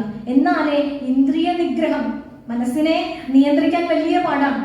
ഇവിടെ ശരീരം കൊണ്ട് എല്ലാവരും ഇരിക്കുന്നുണ്ടാവാം, പക്ഷെ മനസ്സുകൊണ്ട് പല ചിന്തകളാൽ പല രീതിയിലേക്ക് വ്യാപരിക്കുന്നുണ്ടാവാം എന്നുള്ളതാണ്. ആ ഇന്ദ്രിയ നിഗ്രഹം പൂർണ്ണമായും സാധിക്കാത്തത് കൊണ്ടാണ് അത് സംഭവിക്കുന്നത്. അതെങ്ങനെയാണ് ഇന്ദ്രിയത്തെ നിയന്ത്രിക്കാൻ സാധിക്കുക? കടിഞ്ഞാണില്ലാത്ത കുതിരകളെ പോലും ഓടുകയാണ് മനസ്സ്. ഒരു ഗുരുനാഥൻ തന്റെ ശിഷ്യനോട് പറഞ്ഞു അത്രേ, നീ ഈ മന്ത്രം ചൊല്ലുമ്പോൾ കുരങ്ങന്മാരെ പറ്റി ഓർക്കാനേ പാടില്ല എന്ന് പറഞ്ഞു അത്രേ. ശിഷ്യൻ മന്ത്രദീക്ഷയും എടുത്ത് വീട്ടിലേക്ക് പോവുകയാണ്. അപ്പോഴാണ് ഇതുവരെ താൻ തന്റെ ഒരു കുരങ്ങന്മാരെ പറ്റിയും ചിന്തിക്കാത്ത ശിഷ്യൻ വാലുള്ളതും കറുത്തതും വെളുത്തതും ചുമന്നതും മരം ചാടുന്നതുമായിട്ടുള്ള നിരവധി കുരങ്ങന്മാരെ പറ്റി ചിന്തിച്ച് മനസ്സിന്റെ നിയന്ത്രണം പൂർണ്ണമായും നഷ്ടപ്പെട്ട് മനനാഥ ത്രായതേ ഇതി മന്ത്ര. മന്ത്രത്തിന്റെ അർത്ഥം എന്താണ്? മനസ്സിനെ ജയിക്കാൻ, ഇന്ദ്രിയ നിഗ്രഹം സാധിക്കാനുള്ളതാണ് അത്രയും മന്ത്രങ്ങൾ. ആ മന്ത്രം കൊണ്ടൊരു പ്രയോജനവും ഇല്ലാത്തതാക്കി മാറ്റിയതുപോലെ ആവരുത്. ഇന്ദ്രിയ നിഗ്രഹം എന്ന് പറഞ്ഞാൽ നമ്മൾ വ്രതങ്ങളിലൂടെയും നാമജപ സംസ്കാരത്തിലൂടെയും ഈ പാരായണങ്ങളിലൂടെയും സത്സംഗങ്ങളിലൂടെയൊക്കെ ശീലിച്ചെടുക്കേണ്ട ഒന്നാണ്. അപ്പൊ നിത്യമായിട്ടും വ്രതം, വിശേഷേണയുള്ള ഒരു വൃത്തം നമ്മുടെ ജീവിതത്തിൽ നിലനിർത്താനായിട്ട് സാധിക്കണം. നൈരന്തര്യം നാമജപത്തിന്റെ നൈരന്തര്യം നമ്മുടെ ജീവിതത്തിൽ കൊണ്ടുവരാൻ സാധിക്കുവാനായി തീർന്നാൽ ഇന്ദ്രിയ നിഗ്രഹം എന്ന് പറയുന്നത് വളരെ ലളിതമായിട്ടുള്ള ഒരു പ്രക്രിയയായിട്ട് മാറും.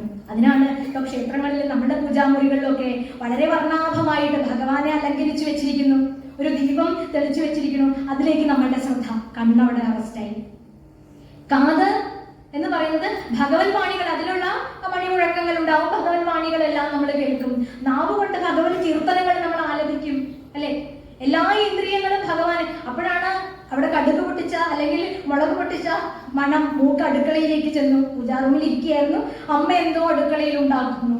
അപ്പൊ മൂക്ക് അങ്ങോട്ട് പോയി. അപ്പോഴാണ് ഒരു ചന്ദനത്തിരി കൊളുത്തി വെക്കുന്നത്, ഒരു ധൂപം, ഒരു ദീപം, ഒരു അലങ്കാരം, അല്ലെങ്കിൽ ഭഗവത് നാമ സങ്കീർത്തനങ്ങൾ, ഇതൊക്കെ കൊണ്ട് നമ്മുടെ കണ്ണ്, കാത്, മൂക്ക്, നാക്ക് തുടങ്ങിയിട്ടുള്ള ഇന്ദ്രിയങ്ങളെ അവിടെ ഭഗവാനിൽ സമർപ്പിച്ച് ഇതിന്റെ ഒരു ആവിഷ്കരണം, ഇതിന്റെ ഒരു തുടർച്ച നമ്മുടെ ജീവിതത്തിൽ ഇന്ദ്രിയ നിഗ്രഹത്തെ കൊണ്ടുവരാൻ സാധിക്കും. അങ്ങനെ ഏകാദശി ഇന്ദ്രിയങ്ങളെയും ജയിച്ചാൽ അത് ഏകാദശി എന്ന് പറയും. കണ്ണ്, കാത്, മൂക്ക്, നാക്ക്, ത്വക്ക് തുടങ്ങിയിട്ടുള്ള പഞ്ചേന്ദ്രിയങ്ങളും, നമ്മുടെ വാക്ക്, നമ്മുടെ 2 കൈകൾ, നമ്മുടെ കാലുകൾ, പായൂപസ്ഥം 2 വിസർജനേന്ദ്രിയങ്ങൾ, കർമ്മേന്ദ്രിയങ്ങളും പഞ്ചേന്ദ്രിയങ്ങളും പ്ലസ് മനസ്സും കൂടിയായാൽ 11 ഇന്ദ്രിയങ്ങളുടെ ഒരു നിയന്ത്രണമാണ് ഏകാദശി എന്ന് പറയുന്നത്. ഈ ഒരു രീതിയിൽ ഇന്ദ്രിയ നിഗ്രഹങ്ങൾ സാധിച്ചെടുക്കുവാനുള്ളതാണ് വ്രതങ്ങൾ. ഇന്ന് വ്രതങ്ങളില്ല. ഇന്ന് വ്രതത്തിന്റെ പേരിൽ ആഹാരം എത്രത്തോളം കഴിക്കാം. ഒരു ആചാര്യന്മാരോട് ചിലർ വ്രതത്തെ പറ്റി ചോദിക്കാറുണ്ട്. ചോദിക്കുമ്പോഴെല്ലാം അന്നത്തെ ദിവസത്തെ എങ്ങനെ ഭക്ഷണ ക്രമീകരണം എന്താണ് എന്നാണ് ചോദിക്കുന്നത്.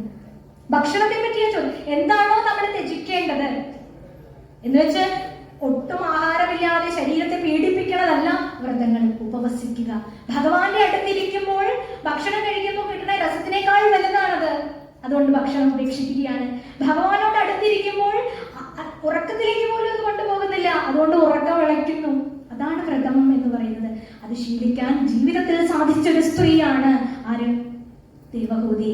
അപ്പൊ വിശ്രംഭേണ ആത്മശൗചേന ഗൗരവേണ ദമേന ച ശുശ്രൂഷയാ. നേരത്തെ പറഞ്ഞതുപോലെ ഒരു കുടിലിരിക്കുന്ന ഒരു സ്ത്രീ തന്റെ ഭർത്താവിനെ ശുശ്രൂഷിക്കുന്നു, പരിചരിക്കുന്നു. തിരിച്ചും സ്ത്രീകൾക്ക് എന്തെങ്കിലും വിഷമതകൾ ഉണ്ടാവുമ്പോ, ഒരു പനി വരുമ്പോ ഒരു ചുക്കുകാപ്പി ഇട്ട് തരാന്നൊക്കെ പറഞ്ഞ് അങ്ങനെയൊക്കെ പാരസ്പര്യം, അങ്ങനെയാണ് നമ്മുടെ ജീവിതത്തിൽ ആ ഒരു പാരസ്പര്യത്തെ നിലനിർത്താൻ. അല്ലാതെ എനിക്ക് ഭക്ഷണം വെക്കാൻ വേണ്ടി അടുക്കളയിൽ കിടക്കുന്നവളാണ് ഇവൾ എന്നുള്ളൊരു ധാരണ മാറ്റിവെച്ചുകൊണ്ട് ആ ഐക്യത്തെ ദൃഢപ്പെടുത്തിയാൽ ശുശ്രൂഷയാ. അടുത്തത് സൗഹൃദേന. സൗഹൃദം, സ്നേഹം, ഒരു അൺകണ്ടീഷണൽ ലവ് എന്ന് പറയും. സർവത്ര അനഭിസ്നേഹ. ഭഗവത്ഗീത. ഒരിടത്ത് തിങ്ങി നിൽക്കാത്ത, ഒരിടത്ത് കുടുങ്ങി കിടക്കാത്ത സ്നേഹമാണ് നമ്മൾ അനഭിസ്നേഹരാവുക എന്ന് പറയാറില്ലേ. Unconditional love. ഒരു കണ്ടീഷണൽ ആവരുത്. ഇത് കാരണം ഇവളെ സ്നേഹിക്കുന്നു, ഇത്രയും പണമുള്ളത് കാരണം ഇവരെ സ്നേഹിക്കുന്നു, എന്തൊക്കെയോ കണ്ടുകൊണ്ടാവരുത്. അശാശ്വതമായ ഒന്നിനെയും കണ്ടുകൊണ്ടാവരുത് നമ്മുടെ സ്നേഹം. എല്ലാവരെയും സ്നേഹിക്കുവാനുള്ള മനസ്സ്, ആ ഒരു മനസ്സിനെ വാർത്തെടുക്കുവാനുള്ള പാഠങ്ങൾ, അതും ഗൃഹസ്ഥാശ്രമ പാഠങ്ങളാണ് എന്ന് ദേവഹൂതി മുഖാന്തരം ഭാഗവതം നമ്മളെ ഉദ്ഘോഷിക്കുന്നു. ഇനിയോ വാചാ മധുരയ. ഇതാണ് എനിക്ക് പലപ്പോഴും തോന്നിയിട്ടുണ്ട്, ഇത് പ്രാവർത്തികമാക്കാനാണ് വിഷമം. അതിഥിയുടെ പയോവ്രതത്തെ കുറിച്ചൊക്കെ പറയുന്നുണ്ട്. പയോവ്രതം ഞാൻ നോക്കിയപ്പോൾ പറഞ്ഞു, പാലുൽപ്പന്നങ്ങളൊക്കെ മാത്രം കഴിച്ച് ഭഗവാനിൽ സമർപ്പിച്ച് ചെയ്യുന്ന വ്രതം, അതിന്റെ കാര്യക്രമങ്ങളൊക്കെ നോക്കി. പക്ഷെ നോക്കിയപ്പോഴാണ് മൗനവ്രതം കൂടിയാണത്. സ്ത്രീകളെ ആവുമ്പോ സത്യത്തില് അതിഥിയൊക്കെ നമസ്കരിക്കണം അല്ലെ? എന്ത് നോക്കൂ, മൗനവ്രതം എന്ന് പറഞ്ഞാൽ നമ്മൾ 1 മിനിറ്റ് പോലും നമുക്ക് വാതുറക്കാതിരിക്കാൻ സാധിക്കുമോ എന്നുള്ളതാണ്. എന്നാലും ഏറ്റവും കൂടുതൽ എനർജി വേസ്റ്റ് ആവുന്നത് സംസാരിച്ചിട്ടാണ് അല്ലേ? ആണോ അല്ലേ? ആണ്. പക്ഷെ അതിനെ ഭഗവത് നാമങ്ങളായിട്ട് നമ്മൾ ഭഗവതോന്മുഖമായിട്ട് ആ ശബ്ദങ്ങളെ ഉപയോഗിക്കൂ നാമസങ്കീർത്തനത്തിന് എന്നാണ് ഭാഗവതം പറയുന്നത്. അപ്പൊ ഈ പോയ എനർജിയൊക്കെ തിരിച്ചു വരും, ഈ ഊർജം നമുക്ക് ലഭിക്കും എന്നാണ് ഭാഗവതം പോലുള്ള ഗ്രന്ഥങ്ങൾ നമ്മളോട് പറയുന്നത്. അപ്പോ ഇവിടെ വാചാമധുരയായി. എങ്ങനെയാണ് ദേവഹൂതി കർദമനോട് സംസാരിക്കുന്നത്? നിങ്ങൾ വീട് നോക്കുന്നില്ല, നിങ്ങൾ എപ്പോഴും തപസ്സാണ്, പിന്നെ എന്തിനാണ് നിങ്ങൾ വിവാഹം കഴിച്ചത് എന്നൊക്കെ പരിഭവങ്ങൾ പറയുന്ന സാധാരണ ഒരു പ്രാകൃത സ്ത്രീയെ പോലെയല്ല ദേവഹൂതി. എന്നാൽ ഇതൊക്കെ ചോദിക്കാനുള്ള അധികാരം ദേവഹൂതിക്ക് ഉണ്ടായിരുന്നിട്ട് പോലും ഭർത്താവിൽ ഗൗരവം വെച്ച്, തപസ് വെച്ച്, ശുശ്രൂഷാഭാവം വെച്ച്, സൗഹൃദം വെച്ച് അവരൊന്നും തന്നെ ചോദിച്ചില്ല. പക്ഷേ അവർക്ക് ലഭിച്ചതോ 9 പുത്രിമാരും പ്ലസ് അവരുടെ ജീവിതമാകുന്ന ഈ സംസാര സാഗരത്തിൽ നിന്ന് ഇതിനെയൊക്കെ തരണം ചെയ്തു പോകുവാനുള്ള ഒരു ഗുരുസ്വരൂപനായിട്ടുള്ള ഒരു മകനെയും ഒരു പുത്രനെയും കപിലവാസുദേവനെയും ആർക്ക് കിട്ടി? ദേവഹൂതി കിട്ടി. അത് ദേവഹൂതി അത്രത്തോളം തപസ്വിയായതുകൊണ്ട് മാത്രമാണ്, തപസ്വിനി ആയതുകൊണ്ട് മാത്രമാണ്. ആ തപസ് ചെയ്യാൻ അവര് എവിടെ പോയിട്ടില്ല? കാട്ടിലേക്ക് പോയിട്ടില്ല, ഹിമാലയ സാനുക്കളിലേക്ക് പോയിട്ടില്ല. കുടുംബത്തിലെ ഗൃഹസ്ഥാശ്രമ പാഠങ്ങൾ എഴുതി പഠിച്ചു. ഗൃഹസ്ഥാശ്രമ പാഠങ്ങൾ എല്ലാവർക്കും സന്ദേശമായിട്ട് പകർന്നു കൊടുത്തു. അതാണ് മധുരമായിട്ട് ഭർത്താവിനോട് സംസാരിക്കുന്നു, കലഹിക്കുന്നില്ല, ഒരു പരിഭവവും ഒരു പരാതിയുമില്ല. എപ്പോഴാണ് നമ്മളും ദേവഭൂതിമാരായിട്ട് ഉയരുന്നത് എന്നുള്ളൊരു ചോദ്യത്തോടു കൂടിയാണ് ഈ 7 കാര്യങ്ങളും വിശ്രംഭേണ ആത്മശൗചേന ഗൗരവേണ ദമേനച ശുശ്രൂഷയാ സൗഹൃദേന വാചാ മധുരയാ മധുരഭാഷണം. ഇങ്ങനെ 7 ദാമ്പത്യത്തിന്റെ അടിസ്ഥാന പ്രമാണങ്ങൾ പകർന്നു കൊടുത്തു ദേവഭൂതി. ഇനി 7 ഉപേക്ഷിക്കേണ്ട കാര്യങ്ങളും ഒന്ന് ചെറുതായിട്ട് ഇവിടെ പരാമർശിക്കാം. വിസൃജ്യ കാമം ദമ്പം ച ദ്വേഷം ലോപമഖം മതം അപ്രമത്തോദ്യതാ നിത്യം തേജീയാം സമദോഷയത് എന്ന് പറയുന്നു. ഇനി ഉപേക്ഷിക്കേണ്ടതായിട്ടുള്ള 7 കാര്യങ്ങൾ നമ്മുടെ ഉള്ളിലുള്ള കാമം, ദമ്പം, കാപട്യം, ദ്വേഷം, ലോഭം, അതുപോലെ അഖം, മതം, അപ്രമത്തം. ഇങ്ങനെയുള്ള 7 കാര്യങ്ങളും നമ്മുടെ ഉള്ളിലുണ്ടാകുന്ന അത്യാഗ്രഹങ്ങൾ. കാമം എന്ന് പറഞ്ഞു കഴിഞ്ഞു കഴിഞ്ഞാൽ അധാർമികമായുള്ള ആഗ്രഹങ്ങളെയാണ് ഇവിടെ കാമം. അന്യന്റെ മുതലിനെ ആഗ്രഹിക്കുക, അന്യന്റെ വസ്തുക്കളെ കാക്ഷിക്കുക, നമുക്ക് നമ്മുടെ സാഹചര്യത്തിന് പറ്റാത്തതിനെ ആഗ്രഹിക്കുന്നത്, അത് കാമം എന്നുള്ള ലിസ്റ്റിൽ ഇവിടെ ഉൾപ്പെടുത്താം. അതിനെ ഉപേക്ഷിക്കുക. വിസൃജ്യ കാമം. ദമ്പം നമ്മുടെ ഉള്ളിലുള്ള കാപട്യം പാടില്ല ഭഗവാൻ. വേശ്യാവൃത്തി ഞാൻ ക്ഷമിച്ചാലും കാപട്യം ഞാൻ ക്ഷമിക്കില്ല എന്ന് ഭഗവാൻ പറയുന്നുണ്ട്. അപ്പൊ അതിനെയും ഉപേക്ഷിക്കാനായിട്ട് ശ്രമിക്കുക. ദ്വേഷം, നമ്മുടെ ഉള്ളിലുള്ള മതമാത്സര്യ ചിന്തകൾ. ഇതൊക്കെ വായിക്കും, പക്ഷേ ഇതൊക്കെ പാരായണം ചെയ്യും, ഇതൊക്കെ കേൾക്കും, വിഷ്ണു സഹസ്രനാമം പഠിക്കും, ലളിതാ സഹസ്രനാമം പഠിക്കും, ഭാഗവതം പഠിക്കും, പക്ഷെ ഉള്ളില് വിളക്കൊളുത്തുമ്പോഴും ദീപപ്രജ്വാലനം ചെയ്യുമ്പോഴൊക്കെ ദ്വേഷബുദ്ധി വിനാശായ ആത്മജ്യോതിർ നമോസ്തുതേ എന്നൊക്കെ നമ്മൾ ചൊല്ലും. പക്ഷെ ഉള്ളില് ദ്വേഷബുദ്ധി വെച്ചുകൊണ്ടിരുന്നാൽ നമ്മൾ നശിക്കും. അത് ഈ പ്രമാണത്തിന് ചേർന്നിട്ടുള്ള കാര്യങ്ങളല്ല. അതിനെയും ഉപേക്ഷിക്കണം. ലോഭം, പിശുക്ക്. എത്ര വസ്ത്രങ്ങൾ വീട്ടിലുണ്ട്, നല്ലതല്ലാന്ന് തോന്നിയാലും പോലും അതിനെ ആർക്ക് കൊടുക്കാത്തൊരവസ്ഥ. ഇനി നല്ലതേ കൊടുക്കാവൂ എന്ന പാഠങ്ങൾ പഠിച്ചാൽ നല്ലതല്ലാത്തത് കൊടുത്ത് ഞാൻ ദാനം ചെയ്തു എന്ന് പറയുന്ന ഒരവസ്ഥ. ഇത് രണ്ടും പാടില്ല. നമ്മളൊരു ആഗ്രഹിച്ച് മേടിച്ചത് അല്ലെങ്കിൽ നമുക്ക് വേണമെന്ന് തോന്നിയത് മറ്റൊരാൾക്ക് കൊടുക്കാനായിട്ട് നമ്മൾ ഉപയോഗിക്കുന്നത് മറ്റൊരാൾക്ക് വളരെ സന്തോഷത്തോട് കൊടുക്കുവാൻ കൂടി സാധിച്ചാൽ ആ ലോഭം, പിശുക്ക് ഇല്ലാത്തൊരവസ്ഥയിലേക്ക് പ്രവേശിക്കാനായിട്ട് സാധിക്കും. ഇനി മതം, അഹങ്കാരം. ഇപ്പോൾ സ്വാഗത പ്രഭാഷണത്തിലോ മറ്റോ അല്ല, ഉദ്ഘാടന പ്രഭാഷണത്തിൽ സാറ് സൂചിപ്പിക്കുകയുണ്ടായി, അഹംഭാവമില്ലാതെ നല്ല ഭാവങ്ങൾ ഉണ്ടാവട്ടെ എന്ന് സൂചിപ്പിച്ചതുപോലെ നല്ല ഭാവങ്ങളെ കൊണ്ട് അഹംഭാവത്തെ ജയിക്കാൻ. അഹങ്കാരം അഹംഭാവം ആവാം എപ്പോഴും. കാണുന്നതെല്ലാം അഖിലം ഞാനിതെന്ന വഴി തോന്നേണമേ വരദനാരായണായ നമഃ. ഞാനെന്ന ഭാവം ആവാം. എങ്ങനെയാണെങ്കിൽ കാണുന്നതെല്ലാം ഞാനാണെന്ന് വിചാരിച്ചാൽ, നിങ്ങളും ഞാനും എല്ലാവരും ഒന്നാണെന്ന് വിചാരിച്ചാൽ, ഈ പ്രപഞ്ചം മുഴുവൻ ഒറ്റ ഘടകം അദ്വൈതമാണെന്ന് വിചാരിച്ചാൽ, അത് തീർച്ചയായിട്ടും ആ അഹംഭാവം നല്ലതാണ് എന്നുള്ളതാണ്. അപ്പൊ എന്താണ് ആ വാക്കുകളുടെ അതിലൂടെ അന്വർത്ഥമാക്കുന്നത് എന്നുള്ള സന്ദർഭത്തെ ആശ്രയിച്ച് അതിനെയൊക്കെ നമുക്ക് വ്യാഖ്യാനിക്കാനും സ്വീകരിക്കാനും സാധിക്കും. അഖം, പാപം ചെയ്യാതിരിക്കുക.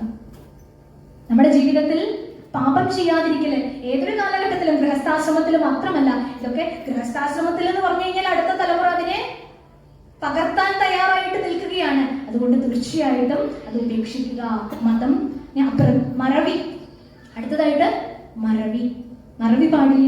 നമ്മുടെ കുടുംബം എന്ന് പറഞ്ഞാൽ കൂടുമ്പോൾ ഇമ്പമുള്ളത് എന്നൊക്കെ നമ്മൾ പ്രസംഗിക്കും. പക്ഷെ ഇങ്ങനെ ചില ഘടകങ്ങൾ ഉണ്ടായി കഴിഞ്ഞാൽ, ഈ മതവും ദ്വേഷവും മറവിയും ഉണ്ടായി കഴിഞ്ഞു കഴിഞ്ഞാൽ അവിടെ ചില അസ്വാരസ്യങ്ങളൊക്കെ രൂപപ്പെട്ടു തുടങ്ങും. ചെറിയൊരു ഇന്ന് നിസ്സാര കാരണങ്ങൾ മതി, എന്റെ പിറന്നാളിനൊന്നും വിഷ് ചെയ്തില്ല എന്ന് മതി. കുടുംബത്തിലൊരാളുടെ അതൊന്നും വേണ്ടല്ലോ, അങ്ങനെ ചെറിയ ചെറിയ മത്സരങ്ങളും ദേഷ്യങ്ങളും ഒക്കെ ഉണ്ടായി തുടങ്ങി. അത് വലിയൊരു യുദ്ധത്തിൽ, നമ്മുടെ ഉള്ളിൽ തന്നെയാണ് യുദ്ധം സംഭവിക്കുന്നത്, അല്ലെ? നമ്മുടെ ഉള്ളിലുള്ള കാമക്രോധങ്ങളുമായിട്ട് നിരന്തരം യുദ്ധത്തിലാണ്. ഇതിനെ ജയിക്കാൻ പോകുന്ന പാഠങ്ങൾ ദേവഭൂതിയെയും കർദമനെയും മുൻനിർത്തി നമ്മളെ ഭാഗവതം പഠിപ്പിക്കുന്നു. അപ്പൊ എന്തൊക്കെയാണ് ത്യജിക്കേണ്ടത്, എന്തൊക്കെയാണ് കൈക്കൊള്ളേണ്ടത്, 7 ഗുണങ്ങളും 7 ദോഷങ്ങളും നമ്മളോട് പകർന്നു തന്നു. അടുത്തത് അതിഥി മാതാവിനെ കുറിച്ച് സൂചിപ്പിക്കാം. 6:30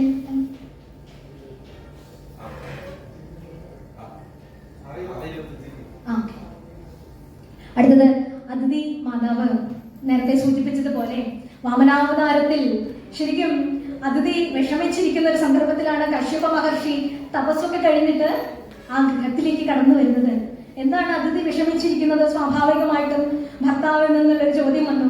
അതിഥി മാതാവ് പറഞ്ഞു, അറിഞ്ഞില്ലേ, ബലിചക്രവർത്തി നമ്മുടെ മക്കളെയൊക്കെ സ്വർഗത്തിൽ നിന്ന് നിഷ്കാസനം ചെയ്തിരിക്കുകയാണ്. എന്തു ചെയ്യാം, എൻ്റെ മക്കളുടെ ഒരു ഗതി, ഒരു കാര്യവും ചെയ്യാതെ മക്കളെ കുറിച്ച് ഓർത്ത് പരിതപിക്കുന്ന ഒരു സ്ത്രീയുടെ അവസ്ഥ. അപ്പോ അതിഥി മാതാവിനെ ആശ്വസിപ്പിച്ചുകൊണ്ട് ഭഗവാൻ വിഷ്ണുവിനെ പ്രാർത്ഥിക്കുവാനും വയോവ്രതം അനുഷ്ഠിക്കുവാനുമുള്ള പാഠങ്ങൾ പകർന്നു കൊടുത്ത് കശ്യപ മഹർഷി വീണ്ടും തപസ്സിന് പോയി. ഇദ്ദേഹത്തിന്റെ മക്കൾ തന്നെയാണ് തമ്മിൽ അസുരന്മാരും ദേവന്മാരും വഴക്കുണ്ടാക്കുന്നത്. പക്ഷെ അദ്ദേഹത്തിന് അതൊന്നും പ്രശ്നമില്ല. അദ്ദേഹം തപസ്യാണ്. അവനവൻ ജനിക്കുന്നു, അവനവന്റെ സംസ്കാരത്തിനനുസരിച്ച് ജീവിക്കുന്നു, അവനവനെ ഉയർത്തുന്നു, താഴ്ത്തുന്നു. അതൊന്നും കശ്യപ മഹർഷിക്ക് അറിഞ്ഞില്ല. അതിഥിയുടെ ദുഃഖം കണ്ടപ്പോൾ ഒരു കാര്യം പറഞ്ഞു, വിഷ്ണുവിൽ അഭയം പ്രാപിക്കുക, ഇത്തരത്തിലുള്ള കാര്യങ്ങളും വ്രതങ്ങളും അനുഷ്ഠിക്കുക. അങ്ങനെ അതിഥി മാതാവ് പറഞ്ഞതിന് പ്രകാരം ഭഗവാനെ പ്രത്യക്ഷപ്പെടുത്തി. വയോവ്രതമൊക്കെ അനുഷ്ഠിച്ച് ഭഗവത് പൂജകൾ ചെയ്ത് വിഷ്ണു ഭഗവാനെ പ്രത്യക്ഷപ്പെടുത്തി. പക്ഷേ മാതാവിന്റെ ഉള്ളിലുള്ള പുത്രമോഹത്തെ ആരറിഞ്ഞു? ഭഗവാൻ തന്നെ നേരത്തെ അറിഞ്ഞുകൊണ്ട് ഭഗവാൻ അതിഥി മാതാവിന്റെ മാതൃവാത്സല്യം, ആ മാതൃത്വം കണ്ടിട്ട് എനിക്ക് ഈ അമ്മയുടെ മകനായിട്ട് ജനിച്ചാൽ കൊള്ളാമെന്ന് തീരുമാനിച്ചു. നമ്മളൊക്കെ ഭഗവാൻ നമുക്ക് മകനായി ജനിക്കണേ എന്ന് പ്രാർത്ഥിക്കുന്ന ഒരു ഭാവം നമുക്കൊക്കെ ഭക്തിയൊക്കെ വരുമ്പോൾ ഉണ്ടാവാറുണ്ട്. പക്ഷെ പലപ്പോഴും അതൊരു വെറും വാക്കാണ്. ഒരിക്കലും ഉദിചൈതന്യാജി അഞ്ചുമൂർത്തി ക്ഷേത്രത്തിൽ വന്നപ്പോഴേ പ്രഭാഷണത്തിനിരിക്കുന്ന അവിടെയുള്ള അമ്മമാരോടും അച്ഛന്മാരോടും ചോദിച്ചു, നിങ്ങൾക്ക് എത്ര പേർക്ക് കൃഷ്ണൻ മകനായി ജനിക്കണം എന്ന് ചോദിച്ചു. എല്ലാവരും കൈ ഉയർത്തി. ഒരാൾ പോലും, ചെറിയ കുട്ടികളടക്കം, എനിക്ക് വലുതായി വിവാഹം കഴിച്ച് എനിക്ക് മകനായിട്ട് കൃഷ്ണൻ വരണം എന്ന് പറഞ്ഞ് കൈ ഉയർത്തി. അടുത്ത ചോദ്യം സ്വാമിജിയുടെ ഇതായിരുന്നു, നിങ്ങൾക്ക് ആർക്കൊക്കെ കാരാഗൃഹത്തിലിരിക്കാൻ താല്പര്യമുണ്ട്, ജയിലിലിരിക്കാൻ ആർക്കൊക്കെ താല്പര്യമുണ്ട് എന്ന് ചോദിച്ചപ്പോൾ ഒരാളും കൈപ്പൊക്കിയില്ല. അല്ലേ? ഭഗവാൻ എവിടെയാ ജനിച്ചിട്ടുള്ളത്? കാരാഗൃഹത്തിൽ, ആ പുരാപൂരിരുട്ടിൽ ജനിച്ചു ഭഗവാൻ. അപ്പൊ ഇത്രയും ഒരു വലിയ 10 നില കെട്ടിടം മുകളിലേക്ക് കെട്ടണമെങ്കിൽ എത്ര ഡെപ്ത്, എത്ര ആഴം പോകണം, അടിയിലേക്ക് എത്ര താഴ്ച ആവശ്യമാണ്. അപ്പൊ ആ താഴ്ചയെ ഏറ്റെടുക്കാൻ തയ്യാറല്ല. പക്ഷെ ഭഗവാൻ സുലഭമായിട്ട് കിട്ടണം എന്നുള്ള ആഗ്രഹം നമ്മുടെ ഉള്ളിലൊക്കെ ഉണ്ടാവും. പക്ഷെ അതിഥി അതിനു വേണ്ടി ആ ത്യാഗങ്ങളൊക്കെ സഹിച്ചു തന്റെ ശരീരത്തിനെയും മനസ്സിനെയും ഒക്കെ പാകപ്പെടുത്തി. എന്തിന്? പുത്രനായി ജനിക്കുവാൻ, ഭഗവാൻ പുത്രനായി ജനിക്കുവാൻ. ആ അമ്മയുടെ മക്കളോട് വാത്സല്യം ഉണ്ടാവും. പക്ഷെ ഒരു മാതാവിന് ഇത്രത്തോളം മക്കളോട് വാത്സല്യമോ അത്ഭുതപ്പെടുത്തി കളഞ്ഞോ ഭഗവാനെ പോലും. ഭഗവാന് തോന്നി, ഈ അമ്മയുടെ മകനായിട്ട് എനിക്ക് ജനിക്കാൻ സാധിച്ചാൽ എന്ന് ആരാലോചിച്ചു? വാമനമൂർത്തിയായിട്ട് ഞാൻ അവതാരം ചെയ്യാമെന്ന്, ആ അമ്മയുടെ മകനായി പിറക്കുന്നതിൽ ചാരിതാർത്ഥ്യമുണ്ടെന്ന് ഭഗവാൻ നിശ്ചയിച്ചു കഴിഞ്ഞു എന്നുള്ളതാണ്. നോക്കൂ, അതുകൊണ്ടല്ലേ ഇപ്പൊ ഓണമൊക്കെ ആഘോഷിക്കുമ്പോൾ മക്കളൊക്കെ UK യിലും ലണ്ടനിലും അവിടെ എവിടെയൊക്കെ ആയിരിക്കും. പക്ഷെ ഓണം എന്ന് പറഞ്ഞാൽ മാതൃത്വത്തിന്റെ ഉത്സവമാണ്. പക്ഷെ അതിന്റെ നിറമൊക്കെ മങ്ങി തുടങ്ങിയെങ്കിൽ പോലും ഇന്ന് ഞങ്ങളെ പോലെയുള്ള തലമുറകൾക്ക് അതിന്റെ സവിശേഷത പൂർണ്ണമായിട്ടും അറിയില്ല എങ്കിലും, പക്ഷെ മാതൃത്വത്തിന്റെ മഹത്തായ ഒരു ഉത്സവമാണ് സത്യത്തിൽ എന്ത്? ഓണം എന്ന് പറയുന്നത്. അമ്മയുടെ അടുത്തിരുന്ന് ഒരു പിടി ചോറുണ്ണാൻ വേണ്ടി എവിടെയായാലും മക്കളെ ഓണത്തിനെത്തുന്ന ആ ഒരു രീതിയിലേക്ക് ശരിക്കും ഒന്ന് നോക്കിക്കഴിഞ്ഞാൽ മാതൃത്വത്തിന്റെ ഉത്സവമാണ് ശരിക്കും ഓണം എന്ന് തോന്നിപ്പോയിട്ടുണ്ട്.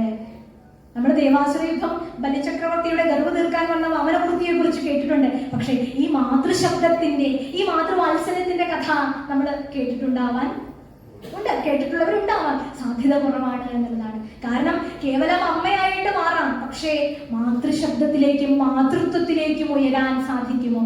മാ എന്ന് പറഞ്ഞു കഴിഞ്ഞാൽ അളക്കുന്നവൾ എന്നാണ് അർത്ഥം. എന്തളക്കുന്നവൾ? തങ്ങളുടെ മക്കളുടെ ഉള്ളറിഞ്ഞ് അവരുടെ മനസ്സിനെ അളക്കാൻ പ്രാപ്തിയുള്ള സമർത്ഥരായ മാതാപിതാക്കൾ, അവരെയാണ് മാതൃശബ്ദം ഉദ്ഘോഷിക്കുന്നത്. പ്രസവിച്ച അമ്മ, അത്രയേ ഉള്ളൂ. പക്ഷെ അമ്മയിൽ നിന്നും ഒരു പടി കയറി മാതൃത്വം എന്നുള്ള രീതിയിൽ മാതാവായി മാറാൻ ശ്രമിക്കുന്ന അമ്മമാര്, അതിനുവേണ്ടി തയ്യാറായിട്ടുള്ള അമ്മമാര് വളരെ കുറവായിരിക്കും. അതിഥിയിൽ ആ മാതൃവത്സല്യം നമുക്ക് കാണാൻ സാധിക്കുന്നത്. ഇന്ന് മാതാവായിട്ട് ഉയരാത്തത് കൊണ്ടാണ് ആ മൂല്യം കുട്ടികൾക്ക് ഇല്ലാത്തത് കൊണ്ട് കുട്ടികൾ ഗർഭത്തിന്റെ ചുമടൽ കൂലി കൊടുക്കുകയാണ് അമ്മമാർക്ക്, അല്ലെ? ഇന്നത്തെ സമൂഹത്തിൽ നമുക്ക് കാണാൻ സാധിക്കും. എനിക്ക് ഓർമ്മ വരികയാണ് ശ്രീ നാരായണ ഗുരുദേവന്റെ പിണ്ടനന്ദി എന്ന് പറഞ്ഞ ഒരു കൃതിയുണ്ട്. ഗർഭത്തിൽ വെച്ചു ഭഗവാൻ അടിയന്റെ പിണ്ടം എപ്പേരുമൻപൊടു വളർത്ത കൃപാലുവല്ലി. ഭഗവാനോട് പറയാണ്, ഗർഭത്തിൽ വെച്ച് ഭഗവാൻ അടിയന്റെ പിണ്ടം, ഭഗവാനെ എന്റെ ഞാനാകുന്ന മാംസപിണ്ഡത്തെ ഗർഭത്തിൽ സംരക്ഷിച്ചതാരാണ്, അതിന് ഞാനിതാ നന്ദി രേഖപ്പെടുത്തുന്നു എന്ന് പറഞ്ഞ് ഓരോ പദ്യഭാഗങ്ങളും കടന്നു പോവുകയാണ്. ആ നന്ദി ആർക്കും കൂടിയുള്ളതാണ്, ആ കൃതജ്ഞത ആർക്കും കൂടിയുള്ളതാണ്? മാതാവിനും പിതാവിനും ഒക്കെ അവകാശപ്പെട്ട ഒരു നന്ദി പ്രകാശനമാണ്, ഒരു നന്ദി പ്രകടനമാണ്. ഇതൊക്കെ എടുത്തു വായിക്കേണ്ട, മനസ്സിലാക്കേണ്ട, പരിചയപ്പെടേണ്ട കൃതികളാണ്. ഇതൊക്കെ ഭാഗവതത്തിലുള്ളത് മാത്രമേ നമുക്ക് പുറത്തു കാണാൻ സാധിക്കുകയുള്ളൂ എന്നുള്ളതാണ്. ഭാരതത്തെ പോലെ തന്നെ വ്യാസോച്ഛിഷ്ടം ജഗൽ സർവം എന്ന് പറയുന്നത് പോലെ ഇതിലില്ലാത്തത് നമുക്ക് പുറത്ത് കാണാൻ സാധിക്കുകയില്ല എന്ന് പറഞ്ഞുകൊണ്ടാണ് അതിഥിയുടെ കാര്യം ഇവിടെ പറയുന്നത്. ഇനി ഒട്ടനവധി സ്ത്രീ കഥാപാത്രങ്ങളുണ്ട്. സതീദേവി ജീവാത്മാ പരമാത്മാ ബന്ധത്തെ നമുക്ക് പറഞ്ഞു തരുന്ന ഒരു ദക്ഷയാഗം കഥയിലൂടെ മനസ്സിലാക്കാം. സുകന്യ എന്ന് പറയുന്ന പാതിവ്രത്യത്തിന്റെ നിറകുടത്തെ, അല്ലെ, ച്യവന മഹർഷി താൻ ചെയ്തിട്ടുള്ള ഒരു അബദ്ധമാണ്. കാട്ടിലേക്ക് പോയി തിളങ്ങുന്ന 2 ഗോളങ്ങൾ കൊണ്ട് ഒരു കമ്പെടുത്ത് കുത്തി താൻ ചെയ്തിട്ടുള്ള ആ ഒരു പാപകർമ്മത്തിന്റെ പശ്ചാത്താപമായിട്ട് അവർക്ക് പത്നിയായി. പക്ഷേ കൊട്ടാരത്തിലെ ആ ഭാഗങ്ങളൊന്നും കാണിക്കാതെ, ആ ഭാവങ്ങളൊന്നും ഇല്ലാതെ സുകന്യ ച്യവന മഹർഷിയെ ശുശ്രൂഷിച്ചു എന്നുള്ളതാണ്.